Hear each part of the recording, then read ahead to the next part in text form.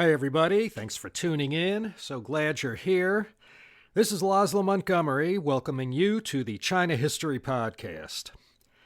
Back in 2010 and 2011, one of the first things I presented was a long series of very short episodes, maybe 20, 30 minutes long, that went dynasty by dynasty, Xia to Qing, and offered up the briefest of overviews.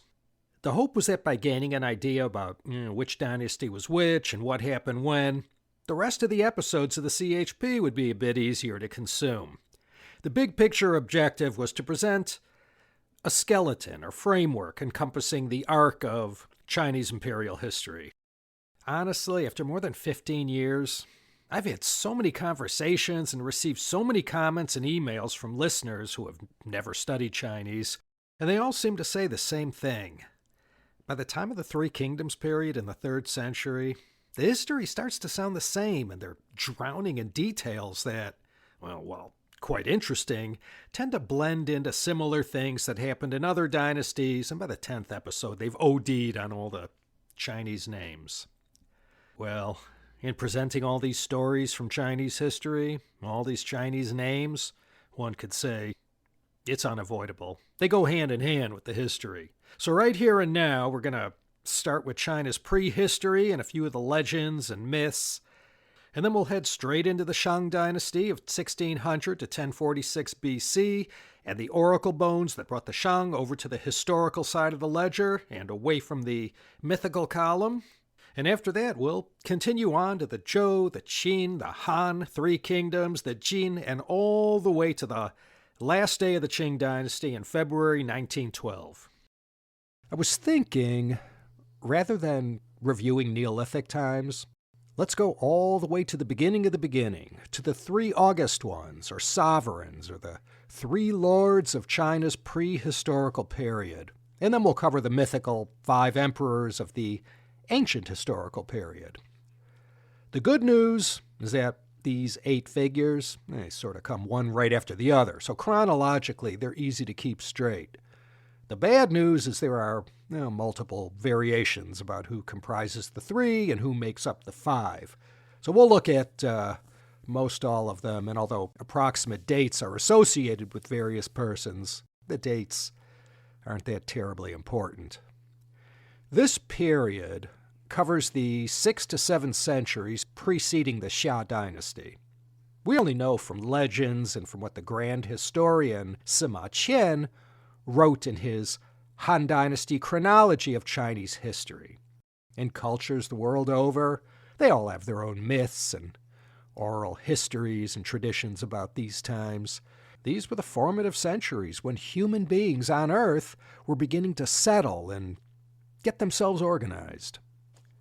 Those times between, say, 3000 and 2000 BC, humankind around the world, wherever they were, in varying population densities, were learning the most fundamental necessities of life and the skills for survival in what was probably a very scary time for humankind. They also began to seek safety in numbers as clusters of families and clans joined together, and all manners of observed natural phenomena were first being ascribed to various gods and demigods. Since we're going this far back, we may as well mention the story of Pangu. He's not a member of the San Huang Di, the 3 sovereigns, 5 emperors group. Let's just briefly introduce him. To the best of my knowledge, in anything that has to do with China, there is nothing that goes back further than Pangu. Although this is more mythology than history, it all starts with him. Pangu was born in an egg that contained the universe. The egg shape and the symbol of an egg is found in many cosmologies. China used it too. After gestating in that egg for 18,000 years, together with the primordial forces of yin and yang, the egg hatched in 2 pieces, and then, over an additional 180 centuries, Pangu separated the 2 halves of the egg into heaven and the earth below. Eventually, everything was in balance between the yang of heaven with the yin of earth. Pangu died afterwards, and his physical remains were scattered about the earth, and this is the Chinese version of what the Bible said happened on days 5 and 6. all life on Earth came into being. Pangu is by no means a god with a small g or a large g. Let's just say, in the Chinese mythological creation, it all happened with some great beginning, and Pangu sort of went along for the ride and helped to facilitate the formation of the heavens and the earth, and then all life on Earth. This is just one version of the myth of Pangu, the creation of the Chinese land and of the people. I don't want to get bogged down in too many details about all the different versions. Suffice to say, for our purposes today, first there was Pangu. And then there was Nuwa, who also gets credit for creating the human race. Nuwa is associated with a lot of myths in China and plays multiple roles and has a number of great powers. She's often associated with the god king Fuxi, who we'll get to next. In some versions of the myth, Nuwa is the daughter of the Jade Emperor. There's more agreement on who the 5 emperors were than with the 3 sovereigns. In some versions, and certainly Sima Qian's version, there were the 3 august ones, named Tian Huang, Di Huang, and Tai Huang. In English, we'd say the heavenly sovereign, the earthly sovereign, and I guess the supreme sovereign. Sima Qian aside, most sources I ran across consider Fuxi, Shen Nong, and the Yellow Emperor, Huang Di, to be the 3. So let's look at them. Again, Pangu aside, the most ancient of the ancients is Fuxi. His sister and or wife, as I just introduced, was Nuwa. Fuxi and Nuwa are slotted at around 2800 BC. It was they who, with the permission of the Jade Emperor, procreated and brought forth the human race after floods had wiped out everything and everyone. 2800 BC, over 48 centuries ago. This would have been the Minoan period in Greece, ancient Sumer, the Phoenicians, the construction of Stonehenge in Wiltshire, and over on the island of Taiwan, Austronesian people began migrations that would take them to watered lands stretching from Madagascar to Easter Island. You could see in these lands along the Yellow River, there are so many flood-related legends. The Yellow River dominated the lives of those who lived on either side of its banks and along its many tributaries. Nuwa used her magical and mystical powers to fashion humans out of clay to mass-produce the human race rather than doing it the old-fashioned way. Nuwa is a very important entity in Chinese mythology for all kinds of matters relating to a man and a woman, particularly in any and all matters of marriage. In folk religion, she's worshipped as a protector of women and children, and she's been mentioned in such ancient works as the Huainan Zi and the Shanhai Jing and the Lie Zi. Nuwa, the mythical divine mother of humankind, and because of another story ascribed to her patching the sky, she was also called the restorer of the cosmos. This cosmic duo, Nuwa and Fuxi, in many works of art are portrayed as brother and sister with human upper bodies and serpent or dragon tails that are intertwined, and they exist in perfect harmony. Equal yin and yang, Fuxi brought humanity to humankind and taught people how to make nets and how to fish, and along with Jiang Ziya later on is credited with teaching people how to write. He also gets general credit for teaching the most basic human survival skills.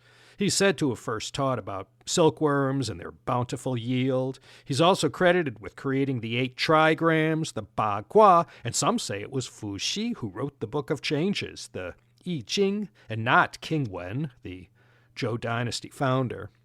Next up was Shen Nong, the divine farmer. Shen Nong's time would be the 2700s BC. This is before the biblical flood and about 100 years before the Great Pyramid was constructed. Cuneiform writing was just first appearing in Mesopotamia. There's nothing that has been unearthed in China yet to corroborate the existence of Shen Nong, nor any of the 3 sovereigns and 5 emperors. Shen Nong is also referred to as Yan Di, although some say Yan Di was totally separate from Shen Nong.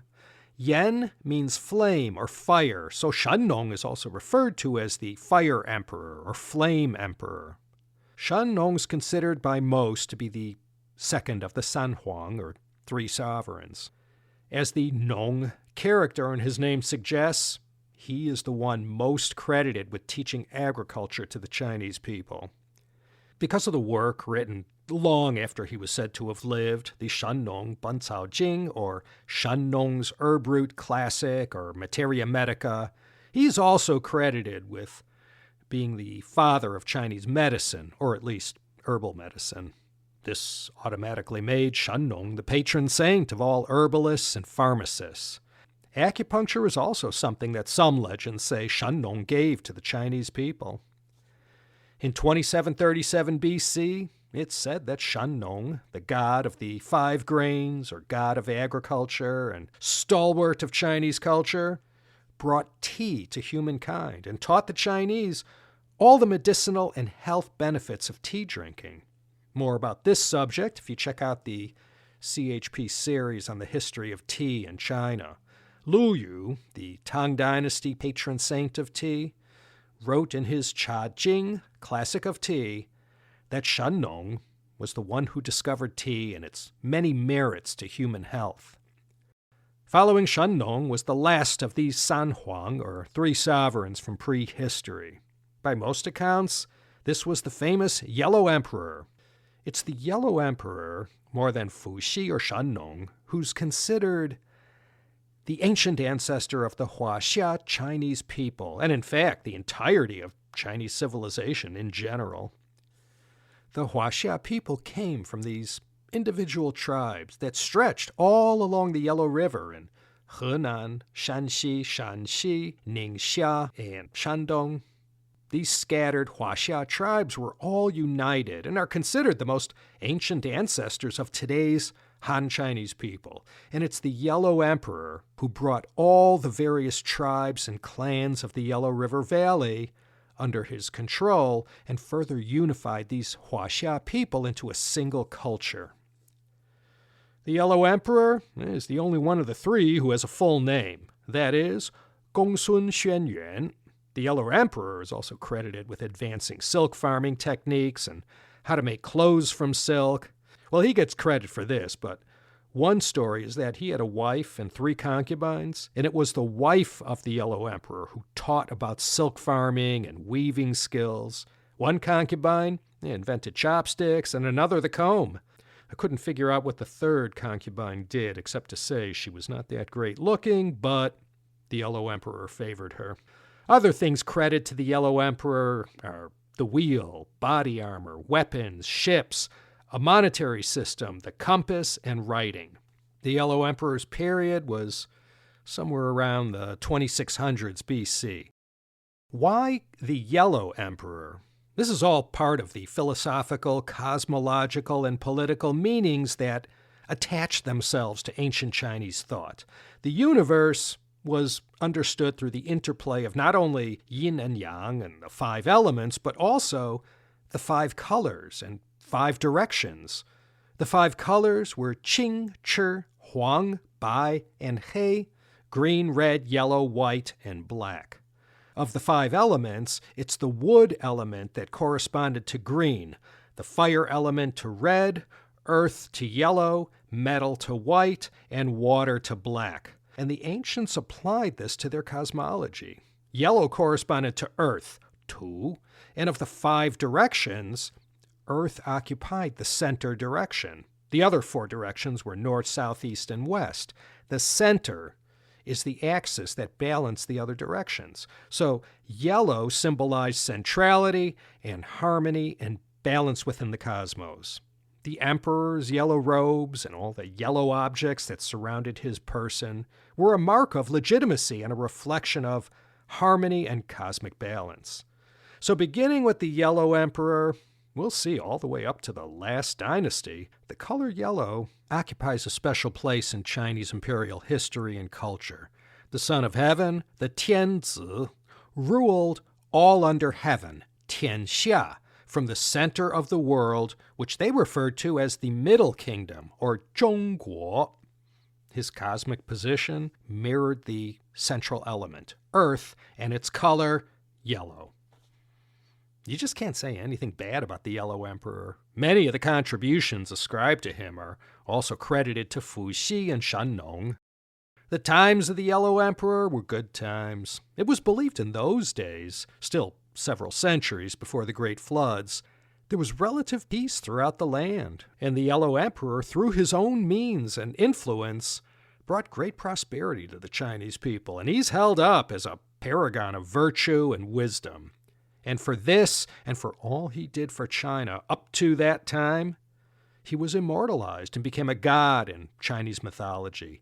And to this day, references can be found in popular Chinese culture where the Chinese call themselves sons and daughters of the Yellow Emperor. Another landmark accomplishment attributed to the Yellow Emperor was the Huangdi Neijing. This is the Yellow Emperor's inner canon, or classic. This is the original, the oldest Chinese source from which so much original knowledge about Chinese medicine came. This is all discussed in detail in a later episode covering the history of Chinese medicine. The Yellow Emperor's inner canon is where the most fundamental questions of the day regarding human health and matters like acupuncture were discussed. It was written long after the legendary passing, and he personally had nothing to do with it other than his name being borrowed to give the work a high degree of heft. You can visit the tomb of the Yellow Emperor next time you're in historic Shanxi province. Sima Qian and King Wu of Zhou, brother of the venerable Duke of Zhou, also agreed the Yellow Emperor is buried there. The Yellow Emperor's tomb is 2.5 hours north of Xi'an up the G210 highway. The Yellow Emperor is also considered by some scholars to be one of the 5 emperors rather than one of the 3 sovereigns. The important thing to know, as you could tell already, there's no single, clean-cut, authoritative Edith Hamilton Tales of Greek Mythology order about any of this. It's all very interesting, but there are multiple versions of almost everything I've introduced thus far, and who knows what to believe. But you can see with these 3 mythical sovereigns, all the basics of settled civilization, including all the necessary tools required for a people to grow and hunt food, are given by these powerful and wise people who were part god and part king. And forevermore, in their person and in the myths surrounding their existence, they've been depicted throughout the centuries in Chinese art and literature. Before we proceed to the 5 emperors, the Wu Di, let me introduce one of the more important battles from Chinese history. This was the Battle of Zhuolu that took place in mythical times. But this battle that happened, again, per the words of the grand historian himself, sometime in 2500 BC, more than 4,500 years ago.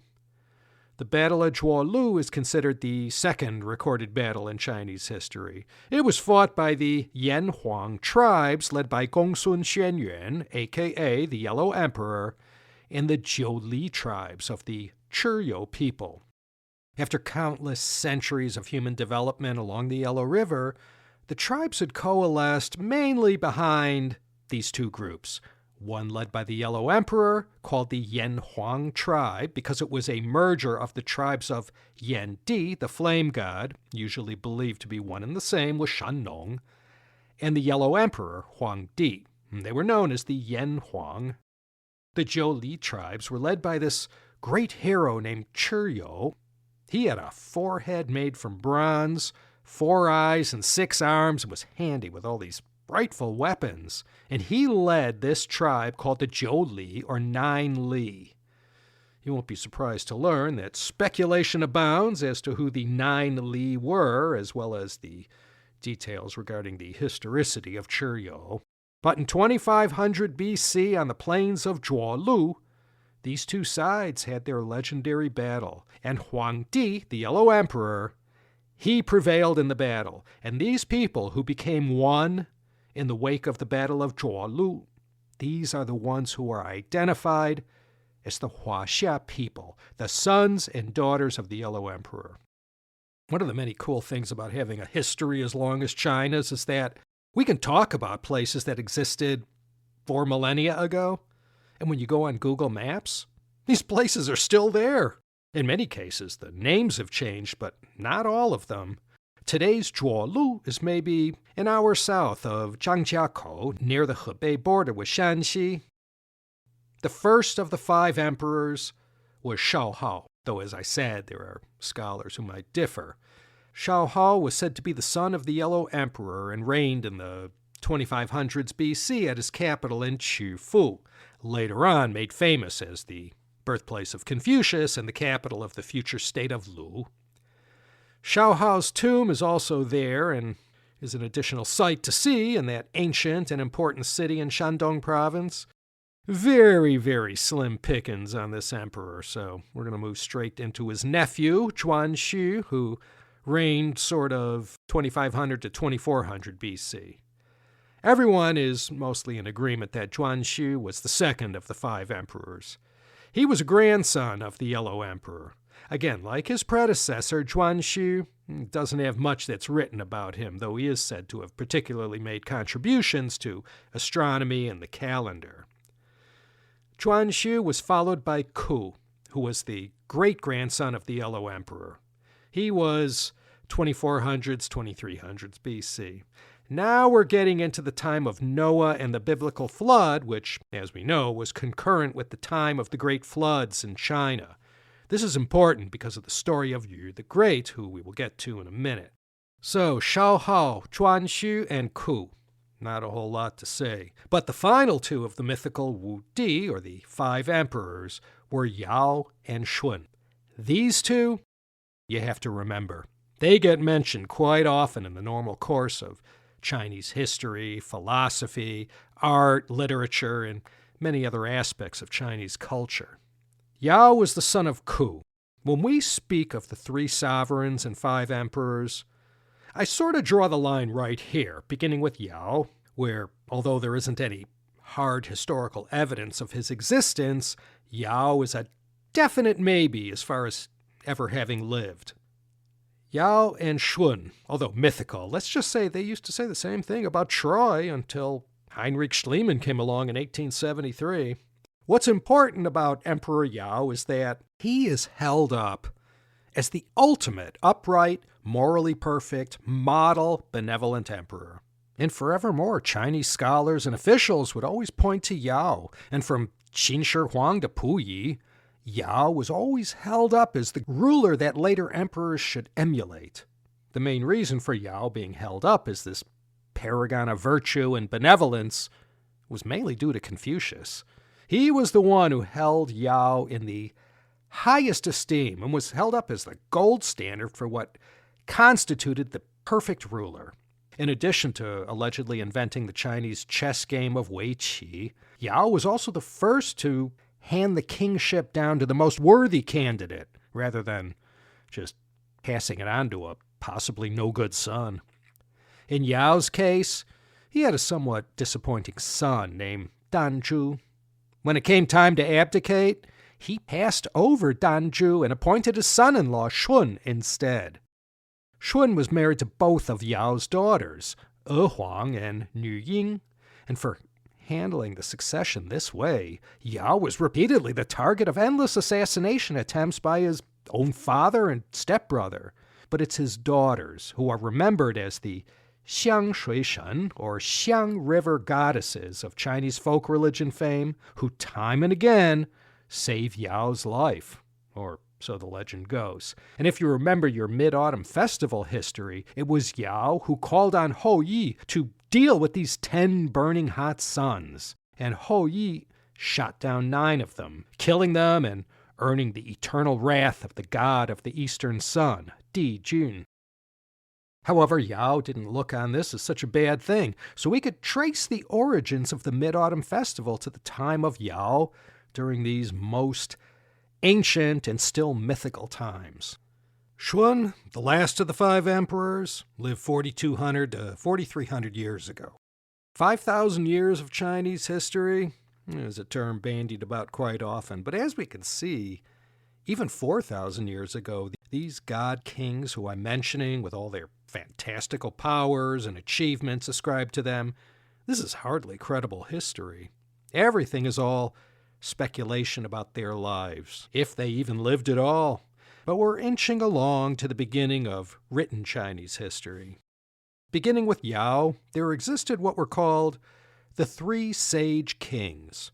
These three kings, of which Yao was the first one, for the next couple thousand years will time and again be alluded to for their sageliness and wisdom, and as proof of how Chinese culture was rooted in something that embodied goodness and perfection. These three were Yao, Shun, and Yu. Yu was the founder of the Xia dynasty and the only ruler in Chinese history who was called the Great for his success in the taming of the Yellow River floods. Da Yu, Yu the Great. These three legendary god emperors came in quick succession, one after the other. So it's with Yao and Shun, and of course with Yu the Great, that the myths start to emulsify into a kind of recorded history. Not yet written down, but remembered and passed down orally from one generation to the next. So although this is a mythical time period in Chinese history, I think we could agree that this period is less mythical than the times from Fuxi to Ku. Shun, the last of the mythical five emperors, as I said, was considered another great sage king. His accomplishments were in setting up the basic organization of society, how land was divided up, and what rituals and sacrifices were necessary. The stories of Shun's filial devotion, his humility and industry make up a good part of his legend. So that's the San-Huang-Wu Di, the three sovereigns, Fuxi, Shen Nong, and the Yellow Emperor, and the five emperors, Shao Hao, Zhuanxu, Ku, Yao, and Shun. Prior to these mythical eight, there were also the stories of Pangu and Nuhua. These old mythological figures from China's prehistory days are considered the earliest cultural figures who laid the foundation from which sprung the Xia, Shang, and later Zhou dynasties, the three Bronze Age dynasties of ancient China. And orbiting all these characters are 1,001 other folk tales and legends that make up a part of that rich and ever-expanding tapestry of Chinese culture and history. The main ones, who I said appear and reappear throughout China's dynastic history, are the Yellow Emperor, Yao, and Shun. These three remain critical and important figures from Chinese culture, and you could see them wherever Chinese calendars might hang, and paintings, scrolls, artifacts in museums, and in every imaginable form of carved figurine or statue. They may never have lived, but that doesn't mean what they stood for wasn't important. So let's move on to the Xia dynasty. This was the first dynasty of China. And let me put air quotes around the word dynasty. We're really digging deep into Chinese history, and trust me when I say it's once again real slim pickings when it comes to material that can be trusted about this time period. If not for the records of the grand historian and the bamboo annals, there'd hardly be anything to tell you except for the legends that are associated with this time. Even the exact time period isn't known. I scoured the web and all the books in my personal library and searched for everything I could that covered the Xia. I found conflicting info on the period in question. Some say 2070 to 1600 BC, 1989 to 1558, 2100 to 1600, 2205 to 1766. It's sort of all over the place. Some scholars even suggest the first three dynasties all ran concurrently, the Xia, Shang, and Zhou. When you look at a map of China, these early and partly legendary three dynasties were hardly empires or even great civilizations covering vast amounts of territory. Like the Tigris and Euphrates in Mesopotamia, the Indus River Valley in India, and the Nile in Egypt, China's earliest beginning was the product of a great river valley, in this case the Yellow River. The Yellow River is the world's sixth longest at 5,500 kilometers. That's Boston to San Francisco, plus an additional 300 miles of river. That's where it all began for China, the Yellow River.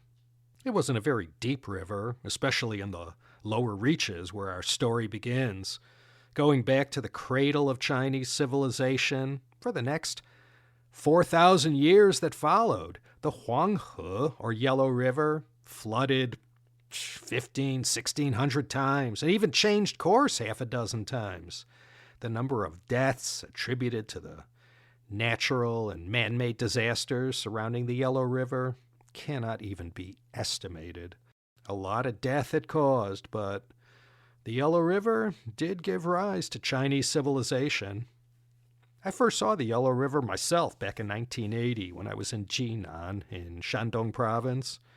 One look and you could see how the river got its name. All that silt or huangtu that originated in the plateaus out west in Gansu and Shanxi give it that distinctive yellow color. 1.2 billion tons a year of this brownish, yellow, powdery soil is carried each year by this river. The upper reaches of the Yellow River begin in Qinghai and Gansu and begin to turn this muddy yellow color around the middle reaches of Shanxi and Shanxi. The lower course of the Yellow River runs through the plains of Henan and Shandong. There's also the matter of the Yellow River being the mother river of China, and its color being yellow as well, which, as I explained with the case of the Yellow Emperor, was tied to the earth element. The Xia dynasty was the first of China's 3 Bronze Age dynasties, the Shang and Zhou being the other 2. In fact, you can call the Xia a Neolithic dynasty. This is the period, say, about 4,000 or 5,000 years ago when metal, copper, and bronze mostly starts to become prevalent in other budding great civilizations that were starting to form elsewhere on the planet. The Neolithic period, or some refer to it as the New Stone Age, started around 10 or 9,000 BC and then sort of blends into the Bronze and Iron Ages. Of the Xia, Shang, and Zhou, only the Zhou Dynasty left any substantial written records of their history. The Shang, of course, had their oracle bones, but there's only a few slivers of meat on those ancient relics. That means everything we know about the Xia and the Shang dynasties came from records written long after the fact, and for this reason we refer to the Xia as a legendary dynasty. There have been relics dug up from the time period they thrived, but they themselves left us nothing in writing or carved into a surface or cast on a bronze object. Nothing. But the historicity of the Xia dynasty today can't be so easily dismissed as a legendary period. It's true, as things stand, the Xia isn't history either, by most definitions, I suppose.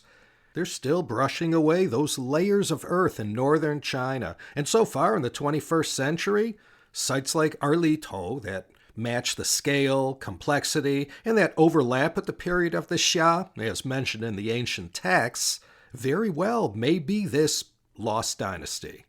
And the recent discoveries of the Great Flood at Jishir Gorge don't offer proof, but it was dated to 1920 BC and therefore does present a plausible explanation to the Great Flood that Yu the Great tamed. The truth is out there, and as long as archaeologists keep excavating and studying, the Xia, or what later texts call the Xia, will come into focus. Most of the recent stuff I've read concerning the Xia claim it was one and the same with the Neolithic Arlito culture that thrived from 1900 to 1500 BC, curiously similar to the bandwidth of dates when the Xia existed as a dynasty. Even if you go with 2070 BC as the approximate start date of the Xia, that's almost 4,100 years ago. This period, to give you another time reference, was a good 500 years after the Great Pyramid was completed in 2560 BC. The Old Kingdom in Egypt was ending about then, and the Middle Kingdom period was just starting. It's hard enough to get reliable historical info even from 500 years ago, so you could imagine what kind of data there is to accurately tell the story of the Xia dynasty. There's a lot of speculation and analysis from some very smart historians, anthropologists, and archaeologists. That's why the appellation legendary will often precede the name of this dynasty.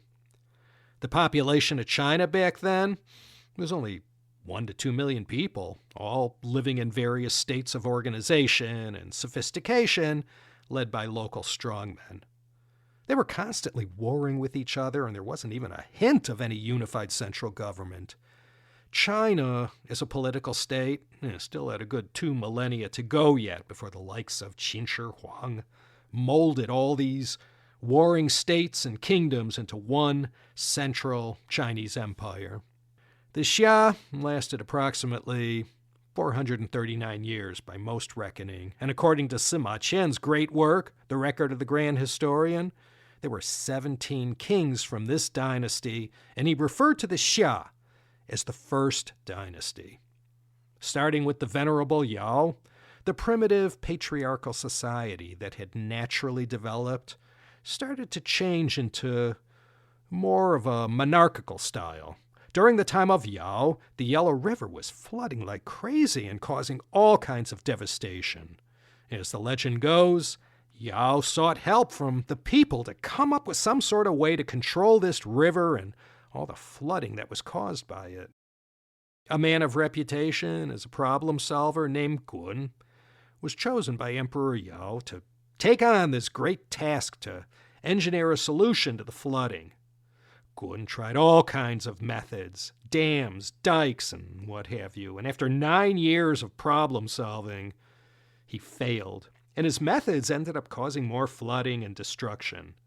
Now, during the period when Gun was trying to relieve the flooding, Emperor Yao had handed power over to the last of the 5 emperors, Shun. And it was Shun who, seeing Gun's failure, had him banished or executed for the crime of not pulling through on such an important mission. And so it fell upon Gun's son, named Yu, to finish the job that his father started. It's written that Yu was born in Sichuan in modern-day Beichuan. Some of you may remember this town as ground zero for the massive 2008 Great Sichuan earthquake. Yu left Beichuan for Songshan, known as one of the 5 sacred mountains of China. Songshan was just south of the Yellow River, right smack dab in between Luoyang and Zhengzhou in Henan province. Chinese kung fu enthusiasts might be interested to know that Shaolin Temple was built in 495 AD at that location by Emperor Xiaowen of northern Wei. Now we'll talk more about this temple and the sacred mountain it's located on, Mount Song. Now, Yu was fully cognizant of what his father tried and failed to do, and he was determined to succeed as a way to sort of avenge his father's honor. And so the legend of Yu the Great begins with the taming of the Yellow River floods. Now, Yu was the great-great-grandson of the Yellow Emperor and grandson of Zhuanxu, and he's a certified hero in Chinese folklore. He was described by the grand historian as an active, prompt, capable, and diligent man. His virtues were prominent, and his goodness made him beloved by the people, and his word could be trusted. When later historians and philosophers want to pump someone up in Chinese culture as a true model of goodness, these are the qualities that they always ascribe to them.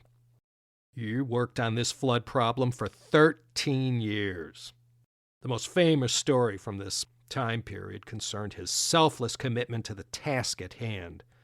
This little anecdote from this time went, "San guo jiamen er bu ru." During the period of 13 years, he made it back to his home only 3 times. And on each of the 3 occasions, he didn't even enter his house to go check on his family. Instead, he kept walking right past it. So selflessly devoted was Yu to solve this problem of these destructive floods. And this story became part and parcel of the early myths of China during its most ancient evenings. Yu traveled the entirety of the realm at that time, which was centered around present-day Henan, Shanxi, and Shanxi. Yu's plan to control the problem was to employ a combination of dredging canals and building levees as his method to relieve the flooding. He had all these streams and ditches dredged so that the floodwaters would be naturally channeled out to the sea. His method worked, and for this, great honors were heaped upon him. Shun presented Yu with a dark jade scepter and announced to everyone this great achievement of Yu. He then presented Yu to the heavens and proclaimed him his heir. And 17 years later, Shun died and Yu became the new king, and his dynastic title was Lord of Xia. Now, other than the legend of the floods and how Yu the Great tamed them and became the king, it is really thin gruel indeed about the rest of the Xia dynasty. In fact, the matter of succession to Yu the Great is about all there is to the story, and then for the next 14 kings there aren't even any wild legends to talk about. It's not until the last king of the Xia dynasty that you get a little bit of roast beef in that French dip.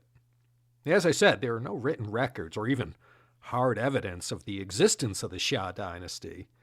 Everything we know comes from either Sima Qian or from the bamboo annals that were written in 300 BC. The way things were chosen up until Yu's time was through the process of meritorious succession. Whoever was the best person for the job, as long as he was a man, he got it. Yu at first chose his own successor amongst the tribal chiefs, but his selection didn't survive, so Yu the Great had to think of a plan B. He came up with another selection, but upon his passing, it said, somewhere near Shaoxing in Zhejiang province, Yu's son, named Qi, was selected as his successor. You could actually visit Yu the Great's tomb, the Dayuling, in that great and historic city where so many of China's revered literary figures were born, the city of Shaoxing. So after the 2 appointments made by Yu to succeed him didn't pan out, his nobles insisted the leadership should be passed from father to son, and here we have the beginnings of the first hereditary dynasty in Chinese history. I don't want to belabor the point, but again, this is traditional China history, as passed down to us by Sima Qian and subsequent historians closer to those events in 1600 BC than we are in the 21st century. So, Yu the Great was written into the histories over the next several centuries and into Confucius's time as not just the one to tame the Yellow River floods, but as the creator of order throughout the evolving Chinese nation. And he'll be continuously lionized as the scion of the Yellow Emperor who, after the founding of the first dynasty, set the standard for how a ruler should be humble before heaven and the people who he tirelessly served. So let's just fast forward 4.5 centuries to the 17th and final ruler of the Xia dynasty, King Jie. Yu the Great and King Jie are sort of like a pair of bookends, one at the start and one at the finish of the Xia.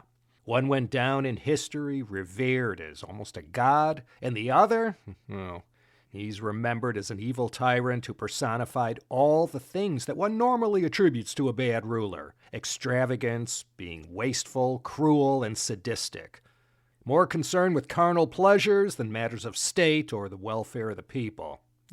Stuff like that. Every civilization from every corner of the world is littered with all these kinds of characters. There's still a few around today. Many, like King Jie of Xia, get showcased for all to see, and their worst qualities would be further exaggerated and pointed at in order to drive some point home about something or other. In the downfall of the Xia, the Shang, and the Zhou dynasties, all three, there are similar stories of 3 women who are portrayed as wicked, cruel, and manipulative, and whose wiles led to their husband's downfall and the dynasty along with them. The King Jie story, the first of the 3, involves his infatuation with a concubine he was in love with named Mo Xi. She had been causing all kinds of conflict in the palace due to her antics and taking advantage of King Jie's infatuation with her. The thing about Mo Xi, she simply loved to see people tortured, and the more gruesome and horrible the torture, the more delighted she was. And King Jie humored her and indulged his beloved Mo Xi to satisfy her passion for inflicting pain on the innocents. There was a virtuous man who was part of Jie's court, one of the earliest Chinese heroes named Yi Yin, who came from the state of Shang.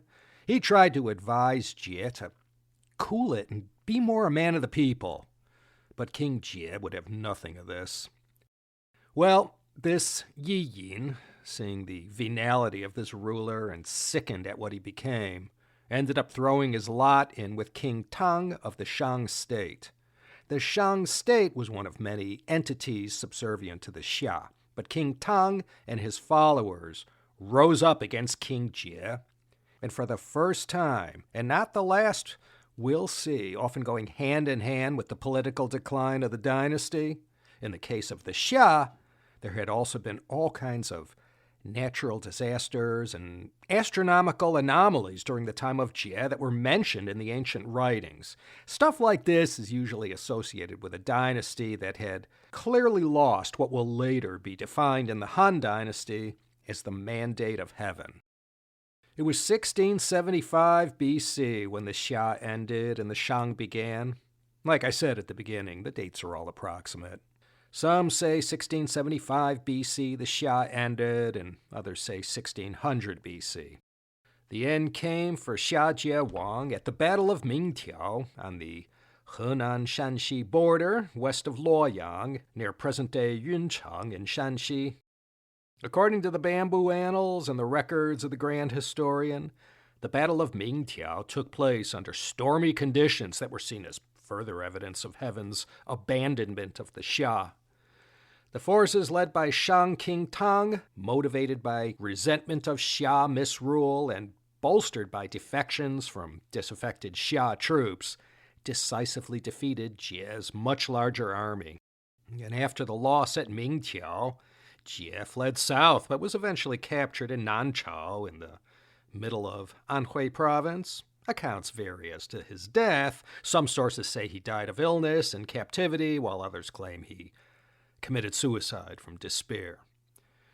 As for Mo Xi, who became a role model or the prototype for later villainesses in Chinese history, the Bamboo Annals stated that after Jie's defeat, Mo Xi was captured by King Tang of Shang and imprisoned. Some versions say she was executed because of her role in encouraging Jie's cruelty and debauchery. Master Liu's Spring and Autumn Annals, the Liu Shi Chunqiu, listed Mo Xi as one of the 3 wicked women of antiquity, but didn't go into details regarding her death. Her story was more allegorical than historical, and she was pulled out plenty of times over the ensuing centuries and held up as a bad example for posterity. Sima Qian isn't very chatty about what happened to her and focused more on King Jie. Tradition suggested she perished when the Xia dynasty fell and was either executed or died in disgrace. You'll get to meet all 3 of these Sanyao Fu, or 3 wicked women, or 3 temptresses, soon enough. You've met 1/3 of them. All that Bronze Age culture we know and love today was all incubating and evolving and getting mixed together in the lab with all these other surrounding cultures to the north, west, and south. Chinese culture from the Han to the present day has its roots buried deep in this cultural concoction that was being slowly braised during China's Bronze Age. Anyways, let's take a look at the Shang Dynasty. The Xia and the Shang have a lot in common. They both have legendary beginnings that start with a virtuous and great leader who is beloved by the people.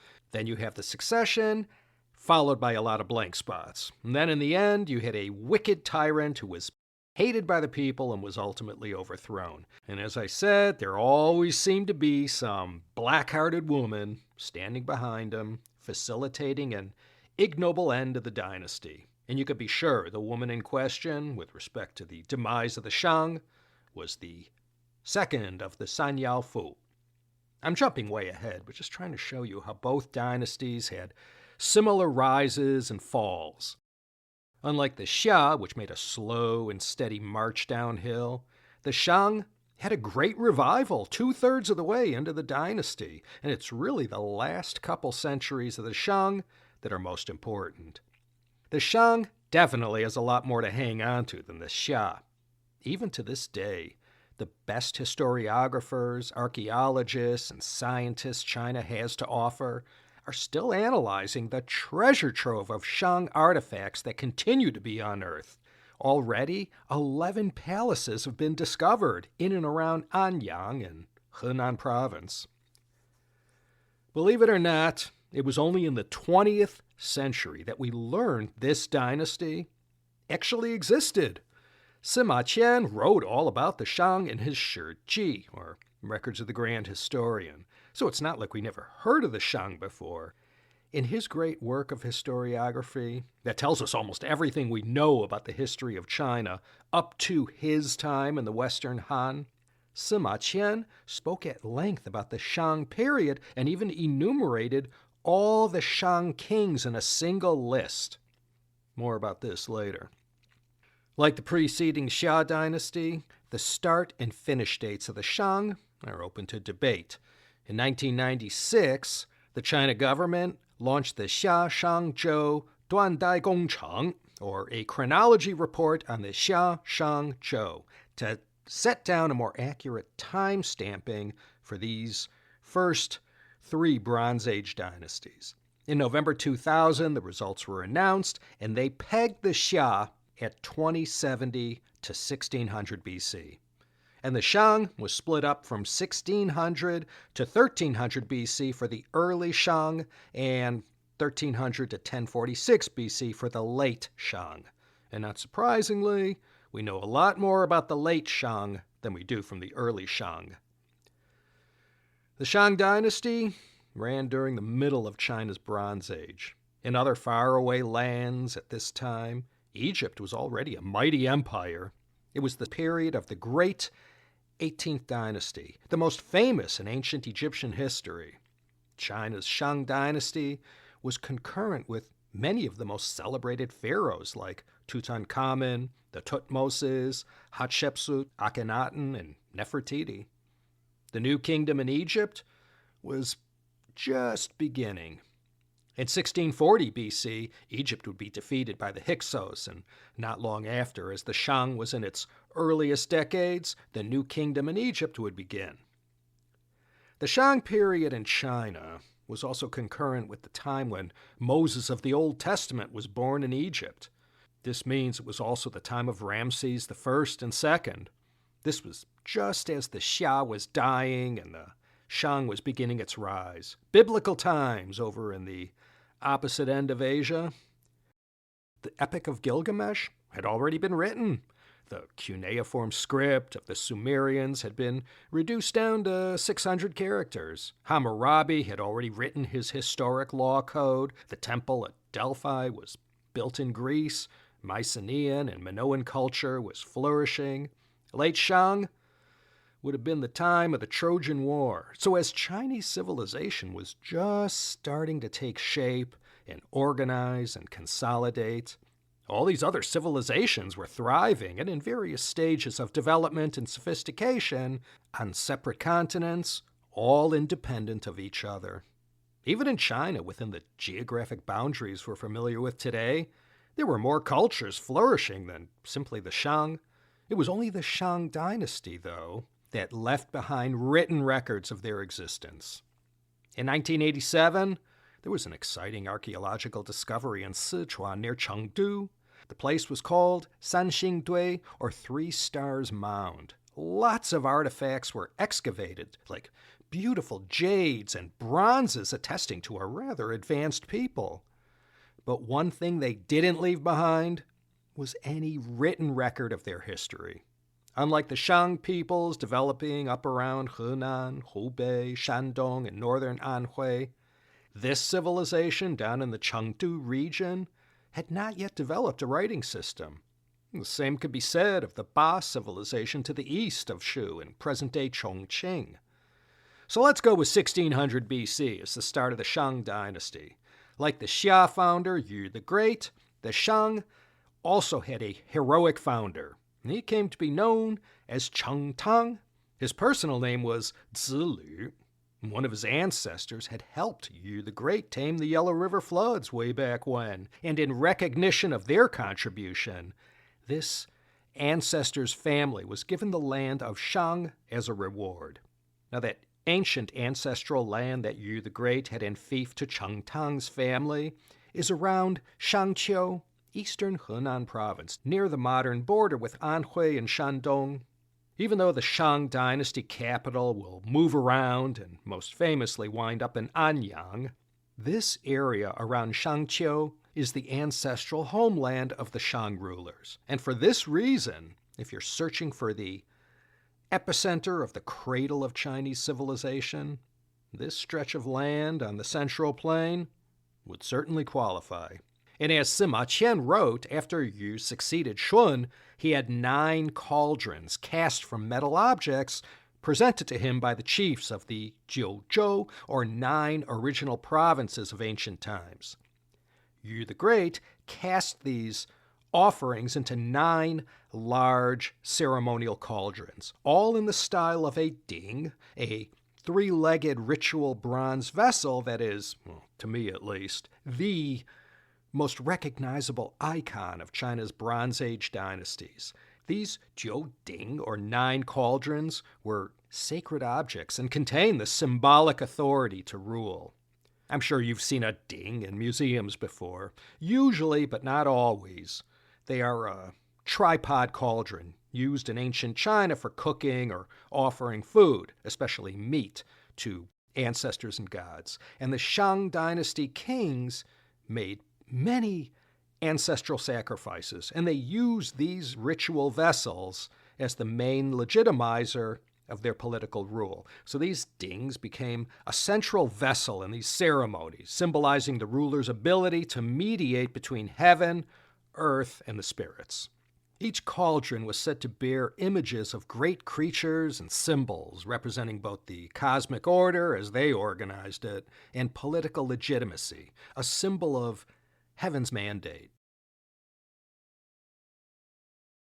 Well, after Cheng Tang defeated King Jie at the Battle of Mingtiao and put an end to the Xia, he took possession of these 9 cauldrons, and wherever the Shang capital was moved to, the sacred 9 cauldrons went too. And they ended up getting lost during the chaos of the Warring States period. But the 9 cauldrons are an important part of this earliest time when Chinese prehistory and history start to meld together. As soon as Cheng Tang, or King Tang of Shang, founded the Shang Dynasty, a drought struck almost immediately. After about 7 years of suffering through this drought, King Tang went before heaven and prostrated himself on the altar, presumably at some temple, and reproached himself before heaven and offered to present himself as a sacrifice to Shang Di if he would only bring rain to this drought-stricken land. Well, as the legend goes, it started to rain soon thereafter, and the farmers rejoiced, and Cheng Tang's reputation and esteem as a ruler and a hero just skyrocketed. So Yu the Great, who founded the Xia dynasty, he tamed the floods. Cheng Tang, who founded the Shang, he was able to get the heavens to rain down upon the land, which led to bountiful harvests.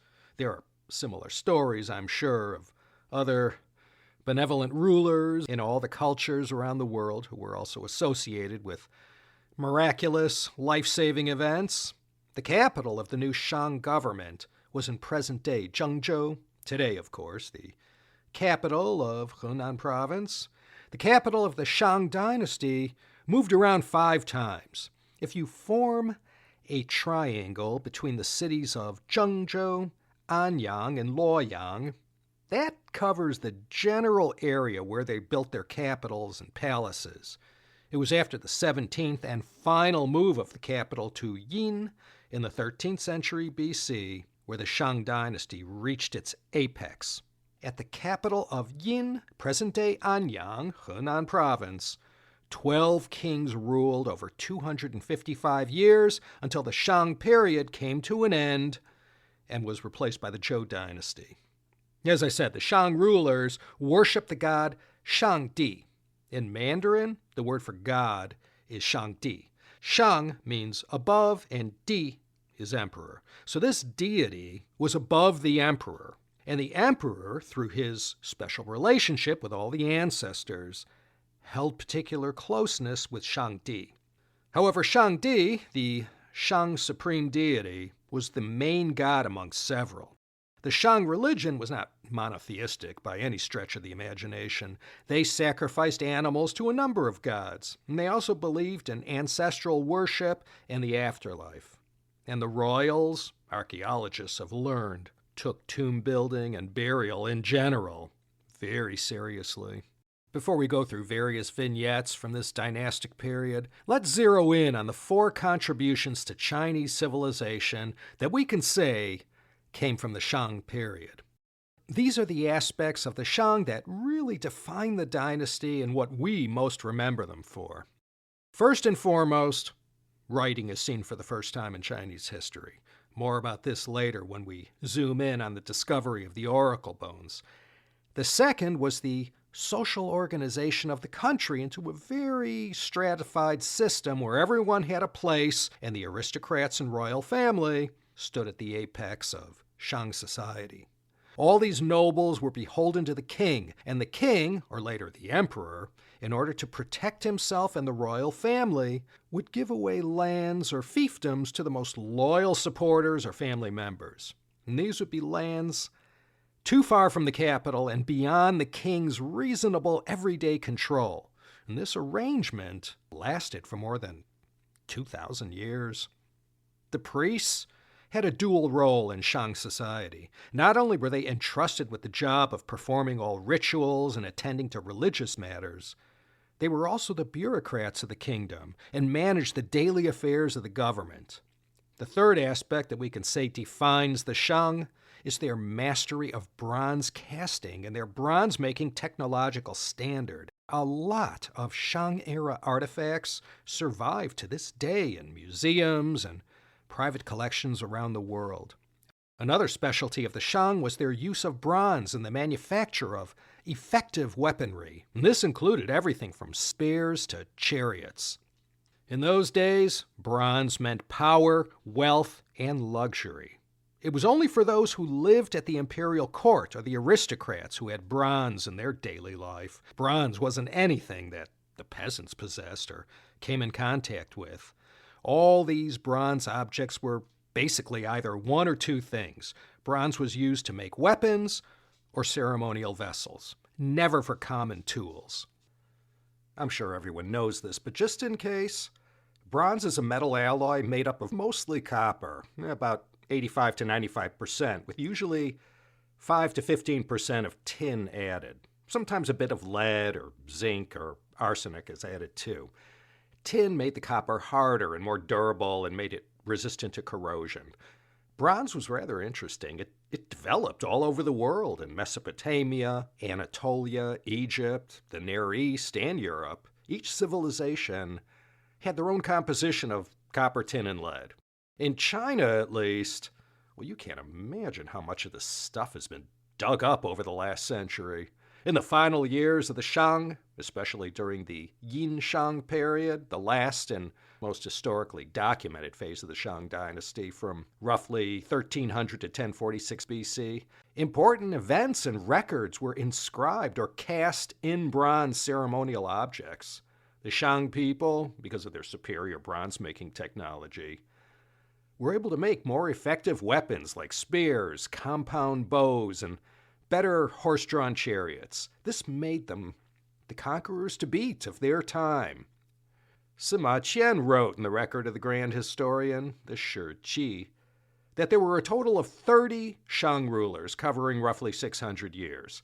Court officials belonged to a hereditary class of aristocrats, and the core of the dynasty was located in the northern part of Henan. The crops of those days were mainly millet, wheat, and barley. The Shang used the lunar calendar, or Yue Li, to date all the events of their time. Every new moon was a new month. To be more accurate, they actually used a lunisolar, yin-yang Li calendar. Believe it or not, this same lunisolar calendar was used in China all the way up to the last century. A lunisolar calendar still uses lunar months, but they get synchronized with the solar year by occasionally adding a 13th month every 2 to 3 years. In Shang China and forevermore, to maintain cosmic harmony, Tianren He Yi, This required a ruler and all the rituals he performed to be aligned with heavenly cycles. And these cycles had been figured out over thousands of years of careful observation. So in utilizing a lunisolar calendar, the ancients of northern China were able to reconcile the harmony between yin, which symbolized the moon and night, among other things, with the yang, which symbolized the sun and the days. The great civilizations developing around the world pretty much all figured out the 12-month calendar with 365 and a quarter days. Brilliant people were alive all over the world, not just in China. Can you imagine, though, being the first person 4,000, 5,000, maybe 6,000 years ago, actually keeping track over the period of 365 days and being the first to understand the concept of a single year? In addition to this, the Shang also developed the decimal system and had already begun to develop sophistication with math and science. Well, let's get right into the whole bangers and mash here as far as the Shang is concerned. If you could say anything about these ancient Chinese who developed during the Shang period, they were the people who gave us Chinese characters. The legend has it that Chinese characters were invented during the time of the Yellow Emperor around 2650 BC by one of his officials, Jiang Ziya.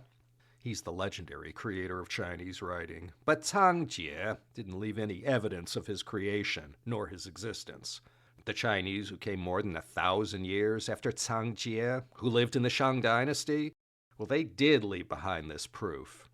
The story of the discovery of the earliest Chinese characters is a Hollywood movie in and of itself, and the most amazing part of the discovery is that it only happened during the last years of the Qing Dynasty, the very same century that I was born in, and many of you as well.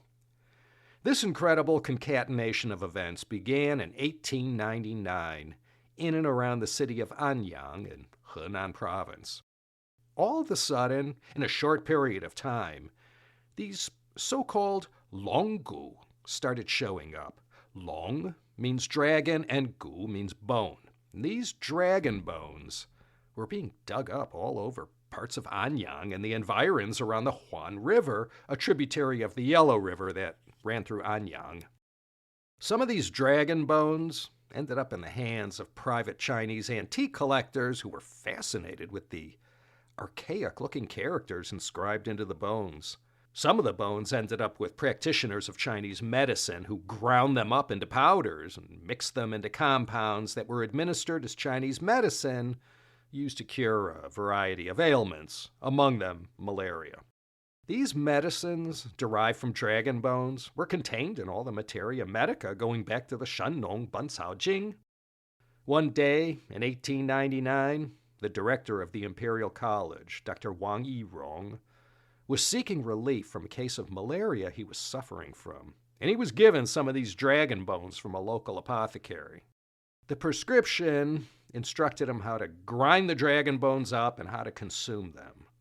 And Dr. Wang's trained eye noticed all these inscriptions on these dragon bones. Now, up until that moment when Wang Yirong was pondering the possibilities of the source of these inscriptions, the Shang Dynasty was about as legendary as the Xia. There were a lot of stories and legends, and we had Sima Qian's chronicle of that period and a whole list of kings he enumerated. As far as evidence went, there was a lot of smoke regarding its alleged existence, but no one ever beheld the fire. Well, Wang Yirong was able to trace these dragon bones back to a village called Xiaotun, outside the city of Anyang. There was already some chatter going on amongst the collectors, who by chance also recognized the archaic forms of some recognizable characters. To date, something like 150,000 of these oracle bones and shells have managed to make it down to this day, and fortunately did not get ground up into medicine. So Wang Yirong chanced upon some of these Longgu, and as I said, his trained eye at once noticed something. You know, Wang Yirong, he was from Yantai, by the way. He goes down in history as the first scholar to recognize this script on these dragon bones as something worth studying rather than something that should be ground up into powder. He was, in his day, a well-known scholar and collector of ancient bronzes, and his trained eye recognized the Jiagu Wen, or oracle bone inscriptions, as they came to be known. But Wang Yirong came to a very untimely and tragic end. Right after he made this discovery in 1899, he somehow reluctantly got himself talked into siding with the Boxers when that rebellion went down from August 1899 to September 1901, rather than suffer the negative consequences of his participation on the losing side. Wang Yirong committed suicide. The years from the signing of the Boxer Protocols until the eventual fall of the Qing Dynasty in 1912 were tumultuous times. And though life went on, some things had to be put on ice until the times quieted down, which in China's case wasn't for a very long time. But by 1917, a scholar, poet, and writer named Wang Guowei, after intensive research on these Shang oracle bones, was able to sort out what became known as the Shang King list. Like academics do, he published his findings in an academic journal with the title Study of the Ancestral Kings and Nobility, appearing in the Ying oracular inscriptions. The article identified 31 kings and other royals that matched the king list compiled by Sima Qian in the Record of the Grand Historian chapter, Yin Ben Ji, the Annals of Yin. Up to that moment, Sima Qian's list of Shang kings was something historians already knew about, but their historicity was no different from what had been gleaned from the Xia period. But only in 1917, that's when historians and later everyone else in the world knew the Shang was a real dynasty, and what Sima Qian had written about the Shang's existence and their rulers was true. It listed more than 31 names of kings over approximately 20 generations. This is East Asia's earliest document that can be proven to have been reliably preserved through written transmission. Wang Guowei is credited with figuring out this Shang king list, and I regret to say he too, like Wang Yirong, died by his own hand under similar circumstances, namely continuing to back the losing Qing after they were overthrown in 1911. From the discovery of these dragon bones in 1899 all the way up to 1928, there was an unregulated free-for-all at the ruins of Yin, whereby anyone with a mild interest in the matter could go picking through the site. It was like that scene in Jaws, when everyone with a boat and 2 crewmen dived into the shark hunting business. Farmers were spending all their time digging up anything they could to sell to these inquiring collectors and archaeologists. No more grinding them up anymore to prepare medicine to get rid of one's aches and pains. And besides all these bones, amateur and professional archaeologists were also pulling all kinds of bronze artifacts from the main site at Yinshu. From 1928 to 1937, there was a more organized excavation of the Shang sites. Remember, the Japanese are going to launch their full-scale invasion of China in 1937, and that puts the old proverbial damper on the project. But before the Japanese came and ruined everything, the royal palace of the Shang kings was discovered along with royal tombs and thousands upon thousands of dragon bones. Tons of stuff has been dug up in the years since Wang Yirong figured out these were ancient Chinese characters from before the Zhou. Specialists have pored over these oracle bones and the writings inscribed on all these sacrificial bronze vessels, or qinwen, that were cast. Over the past century, they slowly cracked the puzzle. Because I'll tell you, as someone who is somewhat familiar with Chinese characters, I could pick out several of these characters, but for the most part, these Jiagu Wen oracle bone inscriptions are as unfamiliar as Egyptian hieroglyphics. Let me mention King Wu Ding and Lady Hao. King Wu Ding was perhaps, aside from the dynasty founder, the most consequential of all the Shang kings. He lived or reigned around 1254 to 1197 BC. It was written he had 60 consorts, one from each of the tribes surrounding his kingdom, and that Lady Fu Hao was his hands-down favorite of the bunch, and Lady Hao is referred to by her posthumous name, Mu Xin. Her tomb, when it was discovered, was the Tutankhamun of its day. Though lacking in the kind of golden riches of the Egyptian tomb, this one, discovered in the tumultuous year of 1976, a few months after the death of Chairman Mao, had been found completely intact with 1,600 kilos of bronzes contained inside. Nothing was missing. Somehow, by a miracle, after 3,000 years, no one, not a farmer or a grave robber, amateur archaeologist, no one had managed to stumble upon it and plunder the contents. The tomb was later opened to the public as an exhibit in 1999 at the Yinshu Museum in Anyang.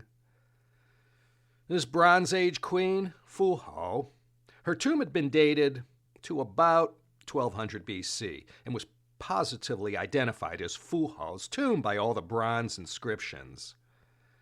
Buried with this great queen and military leader were all kinds of jade and carved bone objects. Things like arrowheads, hairpins, and other ornamental objects. There was a massive cache of bronze artifacts like weapons, bells, knives, mirrors, statues of animals, real and mythical. They also uncovered stone objects, art made from ivory, and even 6,900 pieces of cowrie shells, the currency of its day. It's not much to look at after so many years, and after all, it was still the Bronze Age in China. And bronze never could glitter like gold in the popular conscience. But the insight that archaeologists and historians got from studying made this Fu Hao Mu one of the greatest archaeological finds in China. Lady Fu Hao and her husband, the most famous and greatest of the 31 listed Shang kings, Wu Ding, they are the main event as far as the substance of the dynasty. Again, when we talk about the Shang dynasty, we're talking roughly 1600 to 1046 BC, 550 years, give or take. And most everything we know about the Shang, we know from these oracle bones. And these oracle bones, pretty much all of them, are from the last couple hundred years of the dynasty. And those last couple hundred years or so, the overwhelming majority of stuff picked out of the ground comes from the time of Wu Ding and Lady Fu Hao. That's why those two are so central to the whole story of the oracle bones. By reconstructing everything they could from Wu Ding's time, they were able to understand more about what came before him. 8 or 9 generations after Cheng Tang founded the dynasty, the Shang royal court had deteriorated into a never-ending battle between brothers and other relatives, always fighting for power at the top. Resources were wasted building palaces and pleasure domes where nobles lived in splendor and luxury. That kind of thing keeps repeating all the way up until the end of Chinese imperial history. It was only when the 19th Shang king Pangu came to the throne that the Shang had a revival and reached its apex under King Wu Ding. Pangu, who ruled from 1290 to 1263 BC, was the ruler who moved the Shang capital to Yin, present-day Anyang. It wasn't a terribly popular move, and no one, common people included, wanted to leave their comfortable surroundings and start all over somewhere else. Nonetheless, that's what ended up happening, and Pangu is credited as the founder of the Yin dynasty, or Yin Shang period, and for reviving the sinking ship that the Shang had become. He's mentioned in both the Bamboo Annals and the Records of the Grand Historian, the two most important surviving texts that cover these most ancient centuries of Chinese history. The oracle bones only cover the period from about Wu Ding's time in 1200 BC all the way up to, again, the fall of the Shang in 1046 BC. Because it all began during Wu Ding's time, he gets to have the distinct honor of being the very first Chinese in recorded history who left a written record of his existence on this earth. Yellow Emperor, Fuxi, Shun, Yu the Great, forget it. They're talked about, of course, but they didn't leave us anything that is inside a museum somewhere that came directly from their hand. Wu Ding of Shang was the first when he wrote himself into the annals of Chinese history, literally. And from Wu Ding to Di Xin, the infamous last Shang ruler, immortalized with the wine pool and meat forest, the Jiuchi Rolin, These Shang kings consulted the spirits of their ancestors and their higher god through these oracle bones, and for the past century we've been trying to figure out what they said. You see, it was thought that one's ancestors, they had some pull with the higher powers, so this is why so often one would appeal to one's ancestors, observe rituals, make sacrifices, and seek guidance in one matter or another, or to use their ancestors' influence to seek certain outcomes or to bring favorable weather. But as far as the lion's share of the ancient writing and all the juicy and revealing stuff, that was mostly from the time of King Wu Ding and his consort Fu Hao, from 1250 to 1200 BC, when Wu Ding and Fu Hao were a duo. It was the time of Theseus in Athens, Ramses III and IV, the Hittites, and the biblical judges in the Holy Land. Keep another thing in mind about these oracle bones. They didn't reveal much about Shang society beyond what was happening in the royal palace and in the life of the nobility. The peasants weren't written into the script yet. The elites of the state ran everything. You were born an elite or you weren't. It was a rigid, stratified society with craftsmen and artisans and administrative hierarchy, and of course peasants who did all the heavy lifting for public works and war. Besides the workings of the royal house, the bones also gave us a peek at Shang astronomy, their calendar, climate, animals, plants, farming, place names, who were the adjacent powers, military expeditions, sacrifices, and religious beliefs. As far as how these oracle bones were used as a medium for divination, well, they heated the bones or turtle plastrons and observed and interpreted how the heated object, some kind of wire or rod, cracked the surface when the heated point was applied to it. There actually is a word for the act of applying these heated rods to bone as a form of divination. It's called pyromancy, or in this case, more specifically, pyrosteomancy. Pyro, of course, meaning hot or to heat, osteo meaning bone, and mancy meaning divination. But wait, it gets even more specific than that. Pyrosteomancy is just the general term. What the Shang Dynasty diviners practiced was called pyroscapulomancy, since the scapula of the oxen or cattle was primarily used as the medium. I mentioned that they used turtle plastrons too. The plastron is the flat part of the turtle, or tortoise, the ventral shell at the bottom, not the top rounded part of the shell. In this case, the Shang diviners practiced pyroplastromancy. This practice of divination was also found in Korea and Japan as well. All these amazing records dug out of the ground in and around Anyang, all the way east to Daxingzhuang, they all sort of went like this. Either King Wu Ding or some other Shang king himself, or maybe the equivalent of a Shang priest or diviner, would perform step one of the divining process. This actually was one of the powers that the king used to build his auctoritas and dignitas among the people. That monopoly on having the power to commune with the gods and the spirits was something the Shang kings used to boost their legitimacy. Just as a quick aside, there are no records that show the king ever made an incorrect prediction. Part of the reason for these divinations was to build up the king and make him look like the wise seer that he was. There's an example of an oracle bone discovered from Wu Ding's time. The inscription contains a charge made by Wu Ding about a certain calamity that was coming on a certain date, which indeed happened. This artifact is a complete example of an oracle bone. It has the charge, the prognostication, and the verification all carved in one place. The characters carved into the bone are written as if this was meant to be an all-important trophy for the king to show around. Even the crevices of the characters are filled with a red pigment to make them stand out. So the whole process and ritual behind the oracle bones was also a great legitimizer of the king, and in a way, I guess, represents the earliest known form of Chinese propaganda on record.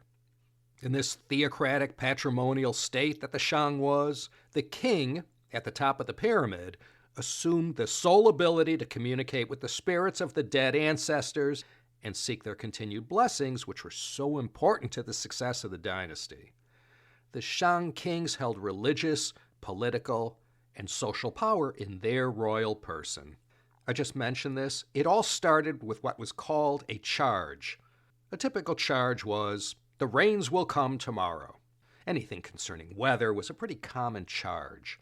The divine will then works through the shaman or the king, and when the heated rod or stick is applied to the bone or shell, the organic substrate sizzles and cracks appear near where the heat is applied. Then part 2 of the process happens. This is the interpretation of the cracks that form, the search for hidden meaning in them. The cracks happen, and someone trained to read them will essentially say A or nay, auspicious or not auspicious, nothing beyond that. So now comes the final part of the process. The charge has been made, the heated rod has been applied to the bone, and it cracks. It has been decided that the crack is auspicious, and then the king gives the final say in the matter, and that it will rain tomorrow. Done deal. That's really all these oracle bones are. Most of these jiaku wen inscribed on these oracle bones are no more than 15 characters long. Texts up to 30 characters have been found here and there, but only a few exceed 50 characters. It's interesting to note the whole writing system developed in China as a political tool. Writing in Mesopotamia came about for economic reasons. So you're probably thinking, if that's all it is, then how do we know so much about Shang society?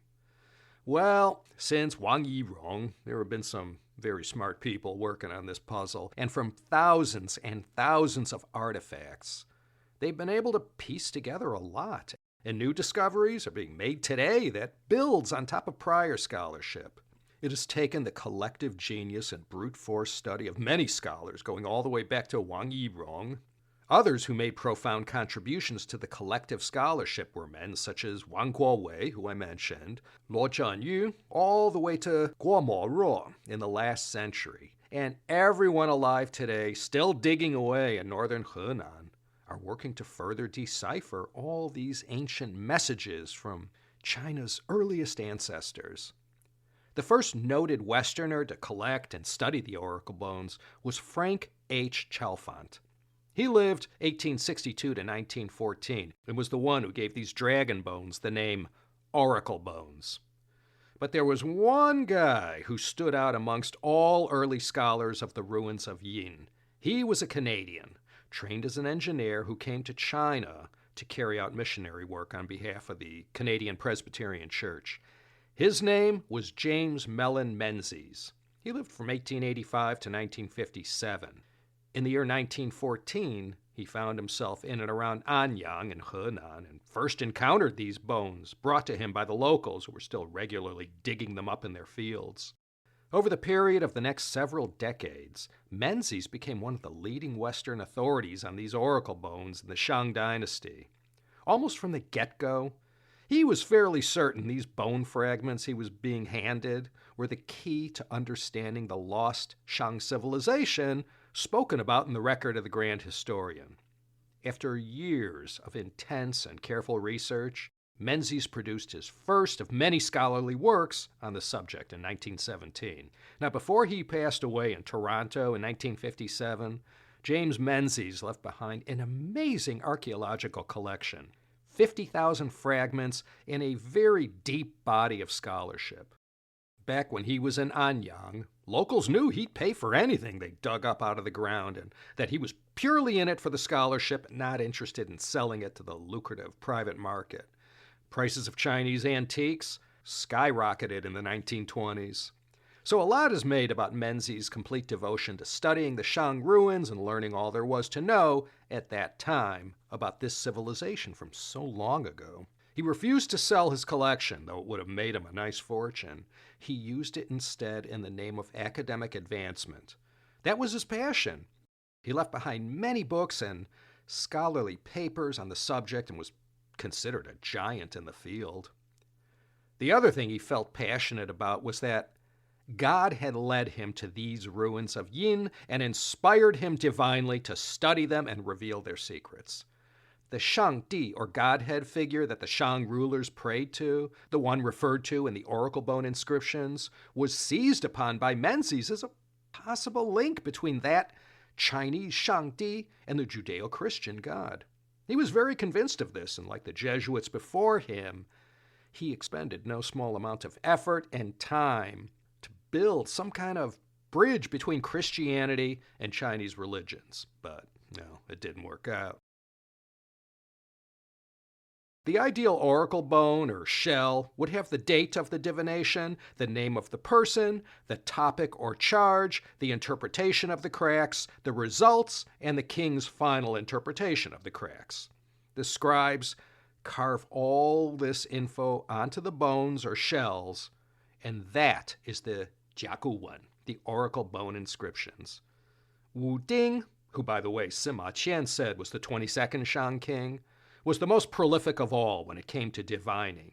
It seems he left nothing to chance, and no matter how mundane the matter, he would always consult the oracles.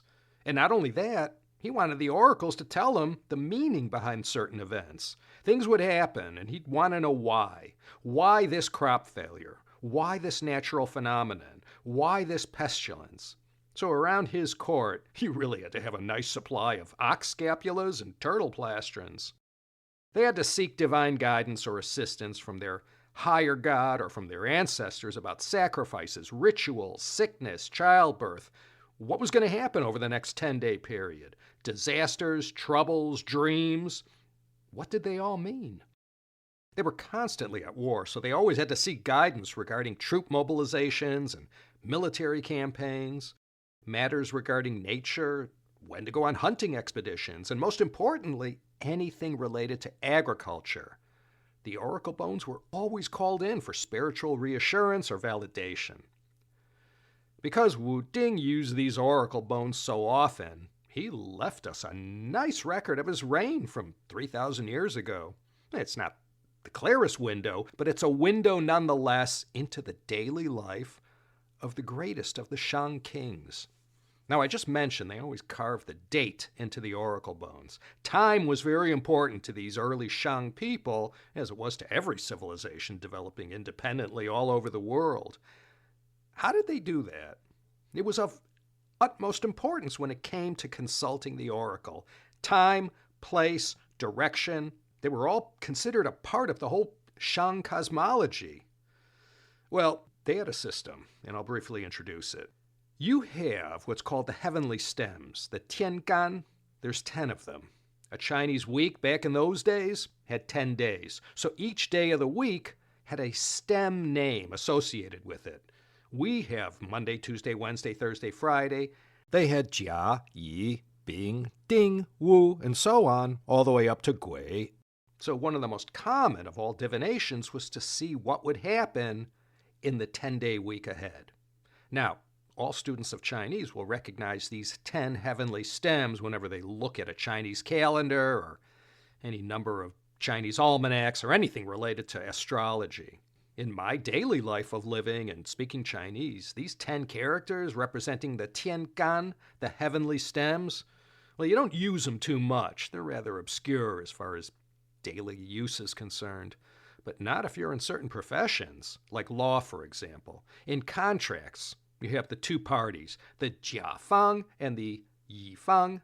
You see, all these stems were, simply put, ancient Chinese ordinal numbers. You know, ordinal numbers, first, second, third, fourth, fifth, and so on. Those are ordinal numbers in English. Well, the ancient Chinese version of that used the 10 heavenly stems. So you can imagine how important these 10 characters were as far as recording history, dates, sequences of kings, or any kind of chronology. Only the Shang kings were identified by a term from these 10 stems. But naming the kings posthumously, using the heavenly stems, was limiting to the Shang. Starting in the Zhou, they 86th this whole practice, and the idea of employing courtesy names began in the Zhou that would be used by one's peers, but never by the family, who would use a different name. A courtesy name, though, wasn't a posthumous name. The 10 stems first appear, not surprisingly, during the time of Wu Ding and are used to signify days of the week. 10 stems, 10 days of the Chinese week. Did the Shang era people figure this one out for themselves, or Did they by chance receive the system from the mythical Zhou Dynasty Chinese? Who knows? The 10 heavenly stems were combined with the Di-zhi, the 12 earthly branches, to create 60 unique combinations. 60 is an important number. These 10 heavenly stems were also used in the chronology of deceased ancestors. They reveal who passed away and who before them, and so on, all the way back to the beginning to their most ancient relative. Now you're wondering the same thing I am. If you only have 10 stems, how do you get around that? People would accumulate more than 10 ancestors over time.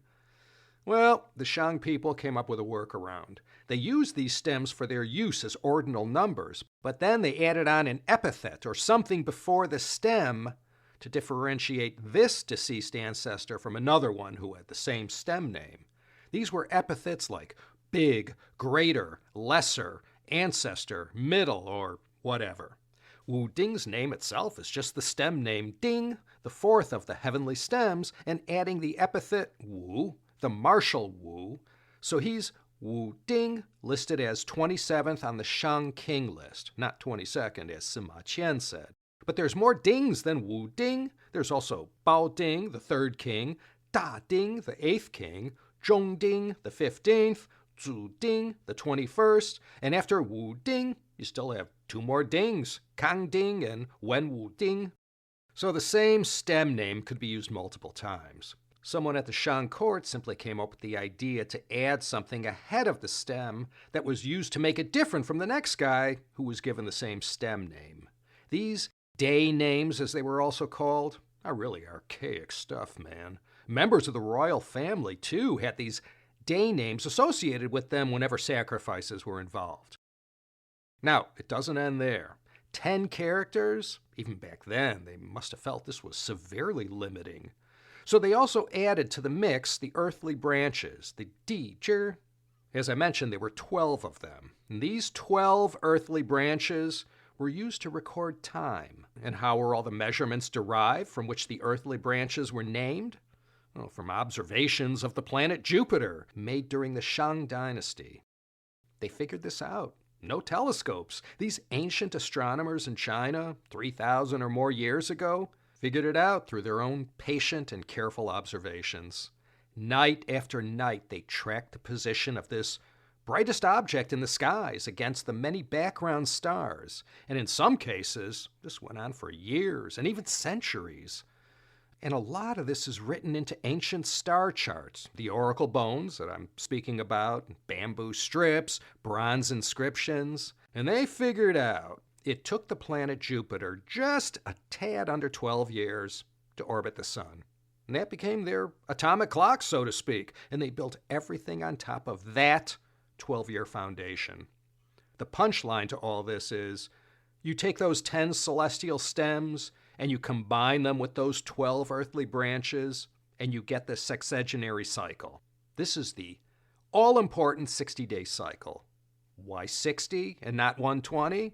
Well, 60 is the least common multiple of 10 and 12, so this is what they went with. It's a cyclic numeric system of 60 combinations of two basic cycles, the 10 heavenly stems and the 12 earthly branches. The sexagenary cycle, well, that's the more technical and highbrow way of saying the 60-day cycle that is central to all Chinese calendars and in Taoism too. And because they were so important to the traditional Chinese calendar, this 60-day cycle was also used in Japan, Korea, and Vietnam, the three cultures who were closest in proximity to China, where the Shang and Zhou dynasties were developing. The 60 terms from the sexagenary cycle were used to record the days during the Shang. Then later on, in the Zhou, they'll use this system to record the years. Nowadays, like I said, it's pretty much only used by Chinese astrologers, feng shui masters, and people in the fortune-telling business. The 12 earthly branches, they had other uses as well. They were used for giving directions. You know how in some systems, like we have in the U.S., I guess it's used everywhere, we say some person is at your 3 o'clock position. Well, these 12 earthly branches were used in the same exact way. They all had a corresponding direction, With 12 possible points of direction, it was more precise than just saying north, south, east, and west. Chinese mariners stuck midpoints between the 12 directions, like we do, saying north, northwest. Well, during the time of Zheng He's Ming Dynasty voyages in the first half of the 15th century, they added yet another midpoint to give 48 different nautical directions. We're in the middle of a sexagenary cycle right now as we speak. I bet you didn't know that. The last one began in 1984, and the next one will commence in 2044. So the sexagenary cycle, ladies and gentlemen, the Ganzhi, we can thank the Shang Dynasty people for that one. Or should we? The state of the art in archaeological evidence shows it began with them. But again, who can say for certain this also hadn't been handed down by the mythical Xia Dynasty civilization? A typical run-of-the-mill oracle bone inscription you might find would go like this.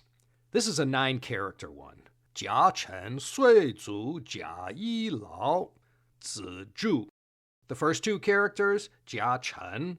Well, you get your handy sexagenary cycle guidebook out, downloadable from many sources on the World Wide Web, and you see that is the 41st day of the 60-day cycle. And then you see further, this 41st day of the cycle is also related to Yang as opposed to Yin, the wood element, and the dragon, one of the 12 animals associated with the 12 earthly branches. We won't get into that right here. So this inscription, this divination, took place on the 41st day of the 60-day cycle. Doesn't say the year, but these archaeologists and scientists are so smart, they figure all that out using their brilliant ways. The next character, Sui, that means sacrifice. Zu is ancestor. There's that same Jia character again, which in this case isn't tied to the Chen character like Jia Chen. In this case, it is simply the first of the 10 heavenly stems, which is the first day of the Chinese week. Yi Lao, 1 ox. Zi Zhu, the sun presiding. Jia Chen Sui Zu Jia Yi Lao Zi Zhu. On the 41st day of the cycle, Jia Chen, an ox, Yi Lao, was sacrificed, Sui, to the ancestor, Zu, and the son of the king, Zi, officiated at the ceremony, Zhu. These are words speaking to us from 3,000 years ago. Some of the innovations that the Shang gave to China were perpetuated over a period of time. Writing was the best example of that. The Zhou Dynasty writing takes the Jiagu Wen 1 or 2 steps further, but still, most of these characters are unrecognizable to most people literate in Chinese today. The Zhou period also saw a continuation of the Shang art of making bronzeware.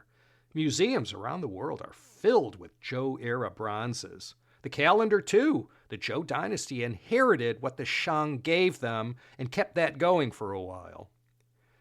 But I'll tell you, one thing they did not adopt as a Zhou Dynasty practice was pyromancy of the sort the Shang kings used.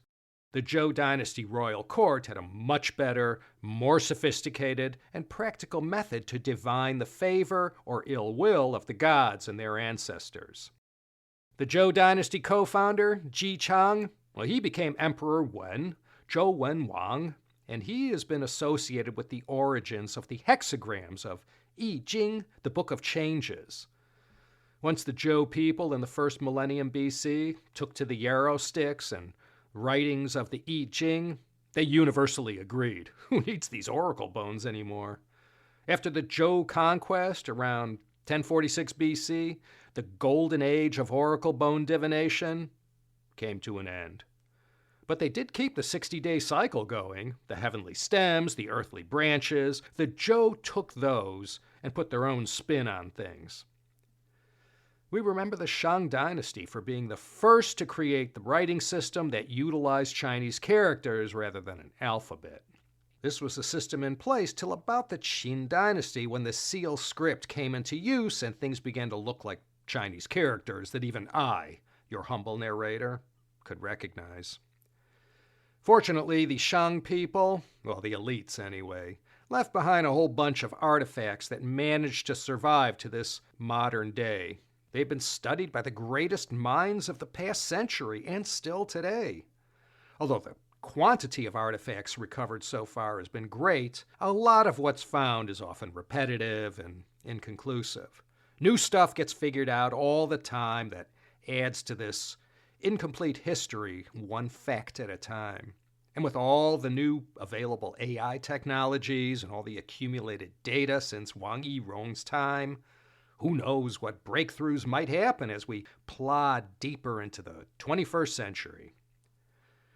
There's been anywhere from 3,000 to 5,000 characters that have been cataloged from all the findings by archaeologists. Having this ability to communicate and record information in writing gave the Shang rulers a very enhanced ability to rule. It really allowed the central authority to spread his wings out a little wider and directly control farther areas of the kingdom. The system of writing that uses a radical to give the character a general meaning or classification, joined together with a phonetic symbol of some sort to indicate a sound, is still used today. And the amazing thing about Chinese characters, ancient and modern, is that they're similar to Arabic numerals in that, no matter how you pronounce them, the meaning is always the same. So Chinese writing first starts appearing between 1500 to 1200 BC. Writing was already in use for about 1,000 years in the Indus River Valley civilization, and for almost 1,000 years before that by the Egyptians. It was the Mesopotamian civilizations that were the earliest. Writing appeared in ancient Sumer as early as 3200 BC, a good 2,000 years before the Shang oracle bones. So let's get to the demise of the Shang dynasty. All good things have to come to an end, and indeed it came to a smashing and violent conclusion for the Shang. Like the Xia before them, this dynasty also suffered from a tyrant who was remembered in infamy. The Xia had King Jie, the Shang had King Zhou, also known as Di Xin and Zhou Xin, other than being credited as the creator of chopsticks. This king, Zhou Xin, went down in Chinese history as one of the worst kings of all time. And in the 3,512 years from the start of the Shang to the fall of the last Qing emperor, there were some real stinkers in there. It's said that one of the names he was known by was King Zhou. This name, Zhou, that's fourth tone, was a pejorative name given to him to show disrespect. The Zhou was the part of the saddle that was near the horse's rump, or underside, and its main role was to keep the saddle from sliding forward. Anyways, its strategic position right under or near the horse's poop chute made it the likeliest part of the saddle to become soiled. So you can imagine how much they liked this guy if they gave him a name like that. Like Caligula, who was to follow him almost 100 centuries later, Di Xin started off good. He supposedly had this amazing strength and was just a mountain of a man, capable of all kinds of amazing feats. And this tyrannical ruler, like his kindred spirit, King Jie of Xia, had an evil woman behind the scenes, egging him on to do the most outrageous and detestable things. King Jie had the sadistic concubine Mo Xi, and Shang King Zhou had Da Ji, whose greatest pleasure was to watch the painful suffering of others. Now, Di Xin, or Zhou Xin, did a lot of outrageous things on his own and at the behest of his sadistic wife. There was a book written during the Ming Dynasty that chronicles the period of the fall of the Shang. The book goes into all kinds of detail about Zhou Xin's outrages. It's called the Feng Shen Yan Yi, the creation of the gods. And this story became hugely popular when the animated feature of this book and the era in general came out not too long ago. Two stories in particular sort of define this last king of Shang. The first was the tale of the Jiu Rou Lin, and the second was the Pao Luo Zhi Xing. The Jiu Rou Lin, the alcohol pool and meat forest, was a palace of debauchery that would have looked right at home in Bob Guccione's Caligula movie from 1979. A lake, or more likely a pool of some sort, was dug and filled with wine. This was the Jiu, the wine pool. The meat forest was located on little islands in the middle of the pool. These trees were planted or placed there, and meat skewers were hung from the branches. This was the rolin, or meat forest.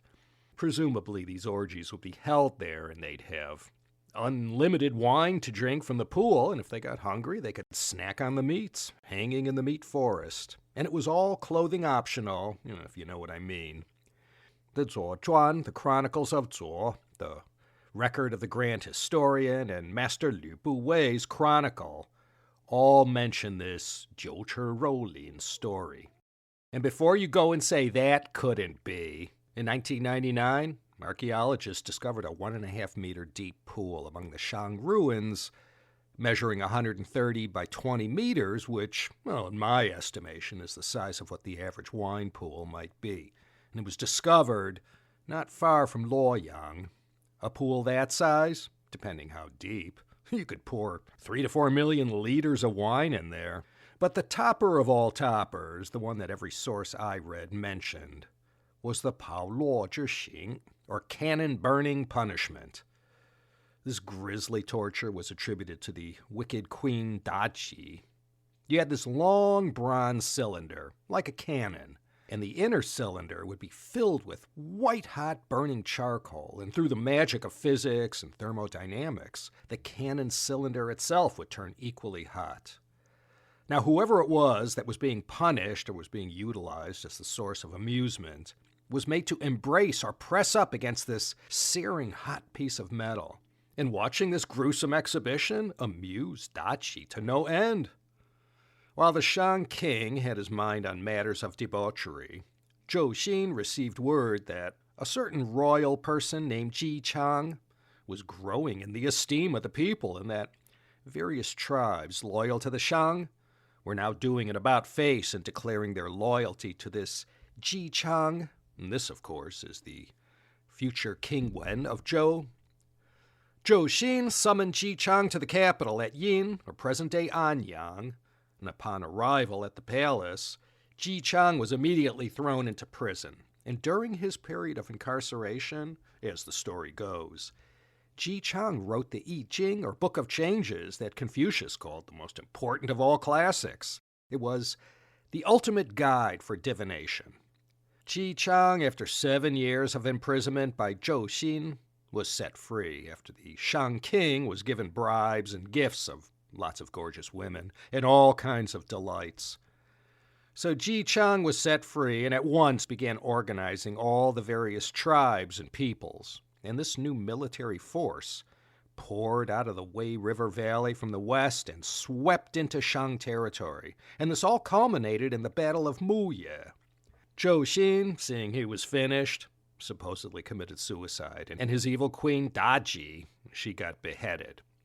So all these antics, coupled with his ruthless and autocratic ways, had simply turned his own people against him.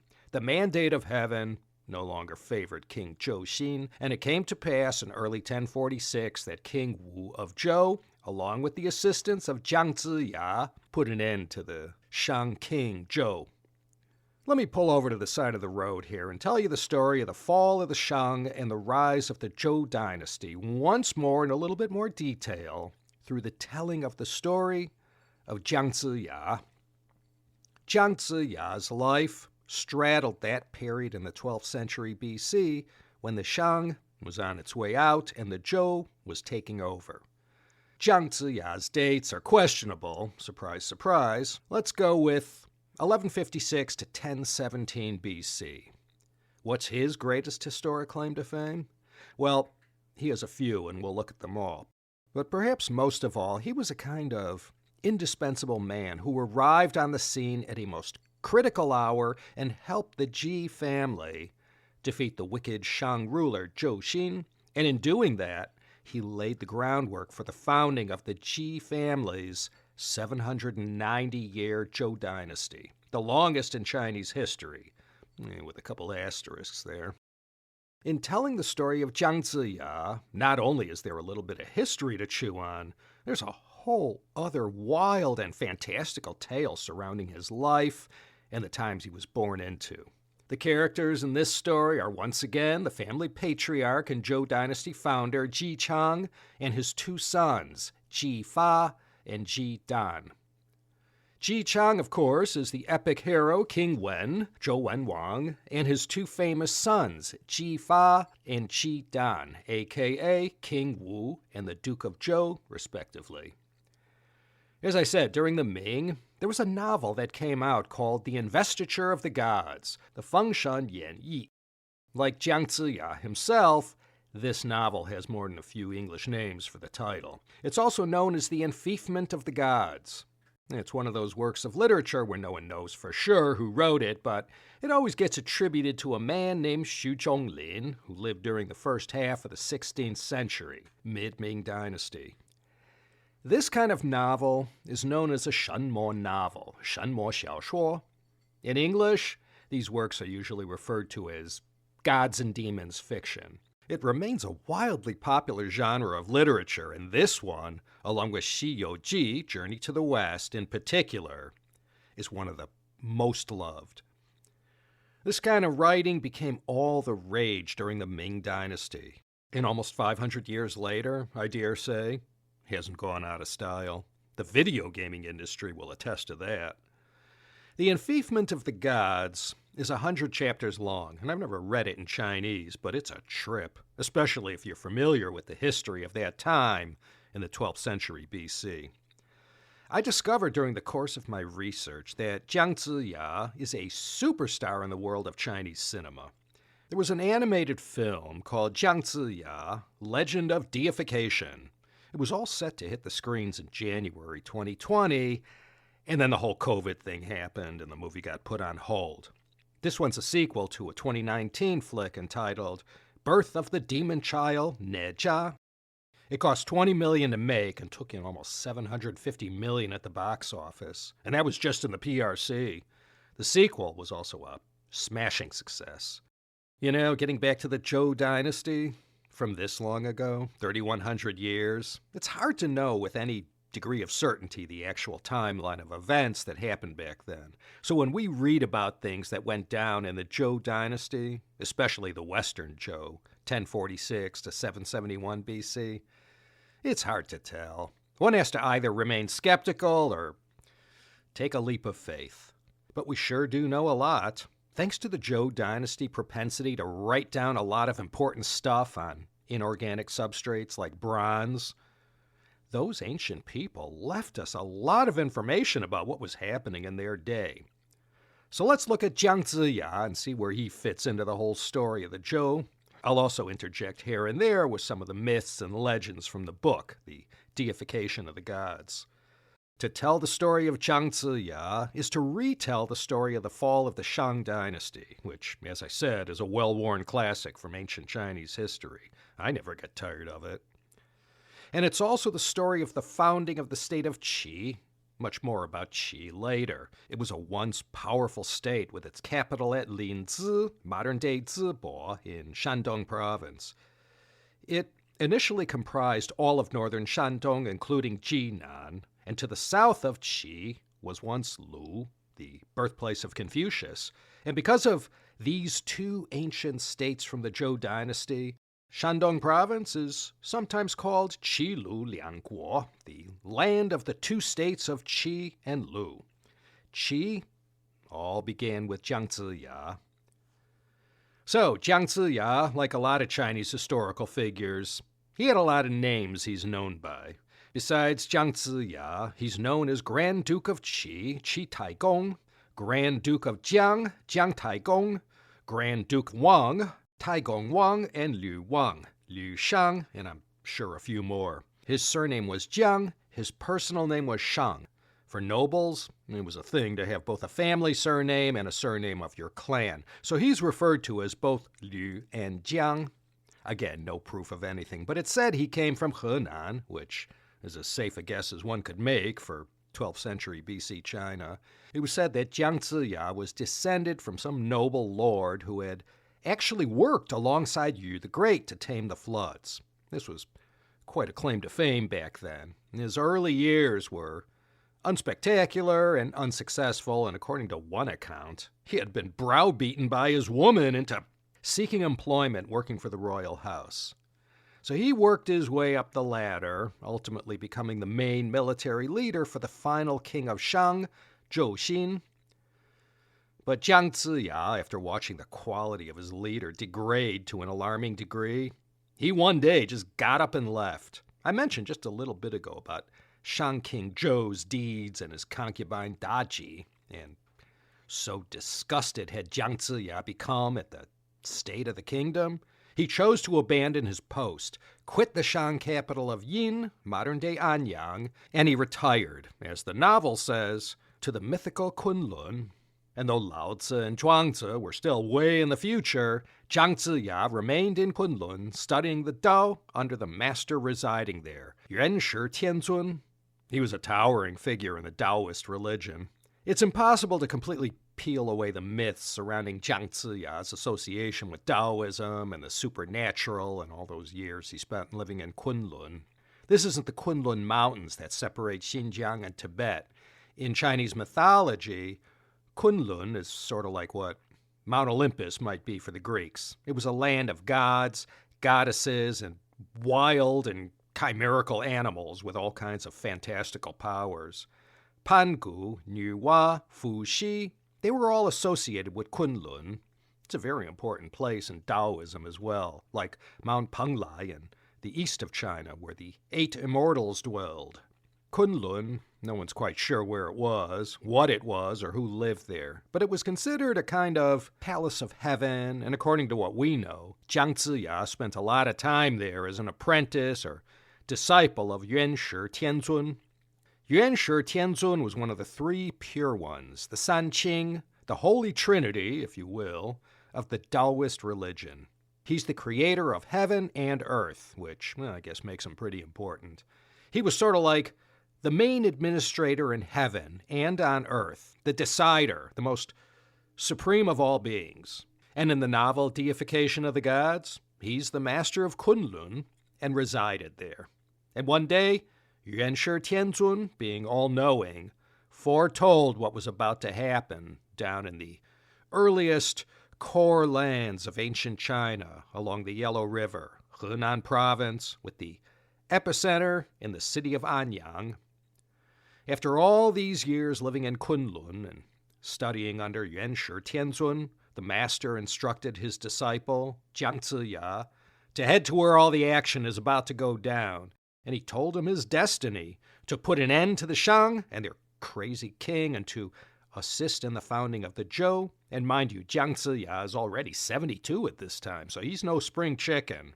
But he had been selected for this mission because of the role he had once had, serving the Shang court for 2 decades as essentially head of the whole Shang military. So now he was back in the real world, so to speak, and he had to somehow hook up with Ji Chang, the future King Wen of Zhou.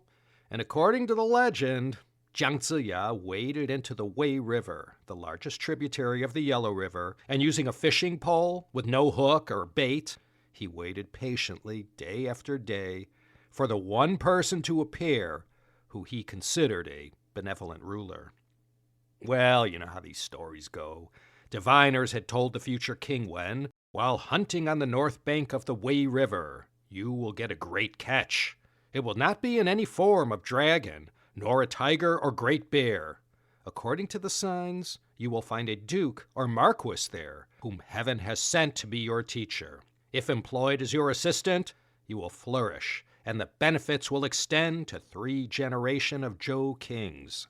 And sure enough, while Jiang Ziya sang a lamentation and waited patiently for this one true and worthy hero to come along, there was someone who chanced to hear Jiang Ziya's song, and the words spoke of the state of the Shang dynasty and of the worthy royal house who would replace them. This is another one of those great moments in Chinese history, like when Liu Bei met Zhuge Liang in the 3rd century A.D. This moment is often alluded to and recited in epic poems and stories, and most notably in the book Fengshan Yan Yi, The Deification of the Gods.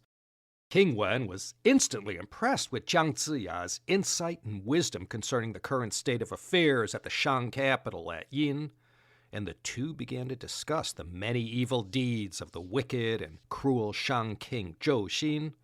And this dialogue was immortalized in the book called The Six Secret Strategic Teachings, the Taigong Liu Tao. This military treatise is the first of the so-called Wu Jing Qi Shu, the 7 military classics, of which Sun Tzu's Art of War is included. All these ancient military treatises were canonized more than 1,000 years later during the northern Song dynasty. And in these 6 secret teachings evolved the game plan for how to take down this Shang dynasty, again, written in the form of a dialogue between Jiang Ziya and Chang. The future King Wen brought Jiang Ziya to his palace and made him his chief minister. And this became the start of a beautiful friendship. You know, if you go to the National Palace Museum in Taipei, you can see the famous painting Wei Bin Cui Diao Tu, which depicts the moment when Chang had his fateful meeting with Jiang Ziya on the banks of the river Wei. By this time, Chang had already been released from his incarceration by Zhou Xin, and he had already witnessed some of the cruelty happening within the walls of the Shang Palace at Yin. And in his spare time, I mentioned, he figured out the 64 hexagrams of the I Ching. But Chang, this early great Chinese hero, he died before he could witness the downfall of Zhou Xin in 1046 at the Battle of Muye, just outside the capital Yin, where the Yellow River flowed in this central core of ancient Chinese civilization. Chang was later posthumously honored as King Wen after his son, Fa, emerged victorious over the Shang army and declared himself the king of the Zhou Dynasty. And his father, though he didn't live to see it, was posthumously declared the dynasty founder. And the Fengshan Yan Yi, the deification of the gods, basically tells the whole story of how the Shang fell and how the Zhou emerged on top, with, of course, a few embellishments for your reading pleasure. In the book Deification of the Gods, Chapter 17, everything is recorded in all its gory and agonizing splendor. The torture devices, the depravity of the acts that Daji would herself commit and coerce the king to commit, the bronze toaster, the snake pit, the wine pool and meat forest. Only the sickest minds could think up such devices as these. After King Zhou of Shang had his own uncle, the venerable Bi Gan, killed in a gruesome fashion, well, as I indicated already, that was when Jiang Ziya threw in the towel and abandoned his high rank in the Shang hierarchy. Now, the movie Deification of the Gods, the reason it gets that name is because after the Ji family and their royal house of Zhou emerged victorious over the Shang, they now possess the authority to take stock on both sides, the victors and the losers, and determine whose deeds were such that they were worthy of deification. For example, Bi Gan, the uncle of Zhou Xin and a man revered and respected by Jiang Ziya, after all the good advice and loyalty he had shown his nephew in his efforts to steer him away from Daji's powers, he ended up getting his heart ripped out. Well, he was deified and went on to become one of the most famous of all gods in Chinese mythology.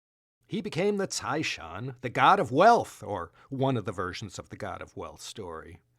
And when it came time to deify these fallen heroes of Zhou and the defeated Shang, King Wu appointed Jiang Ziya to make this call. And many of the gods, like the god of wealth, came from this time in the mid-11th century BC. He canonized 365 in all who became deities in Chinese mythology. And these became the gods who people called on in good times and bad, who, in addition to their own local gods, protected them, advised them, and warned them of disaster or good times ahead. They were not the same as the Taoist and Buddhist gods or celestial gods. These deified heroes were once mortal human beings who became gods. These were the ones who were the most popular folk heroes and the most relatable to the people over the millennia. Well, Jiang Ziya didn't live happily ever after. Not long after the establishment of the Zhou Dynasty, a terrible thing happened. King Wu died. 1043 BC. Not even 3 years into the new dynasty. Well, that resulted in a massive political crisis. And once again, Jiang Ziya had to delay his retirement and had to come to the assistance of King Wu's brother, Ji Dan, the Duke of Zhou. And I am going to leave you hanging in suspense as far as this fork in the road that the 3-year-old Zhou Dynasty suddenly came to. I hope you'll come back.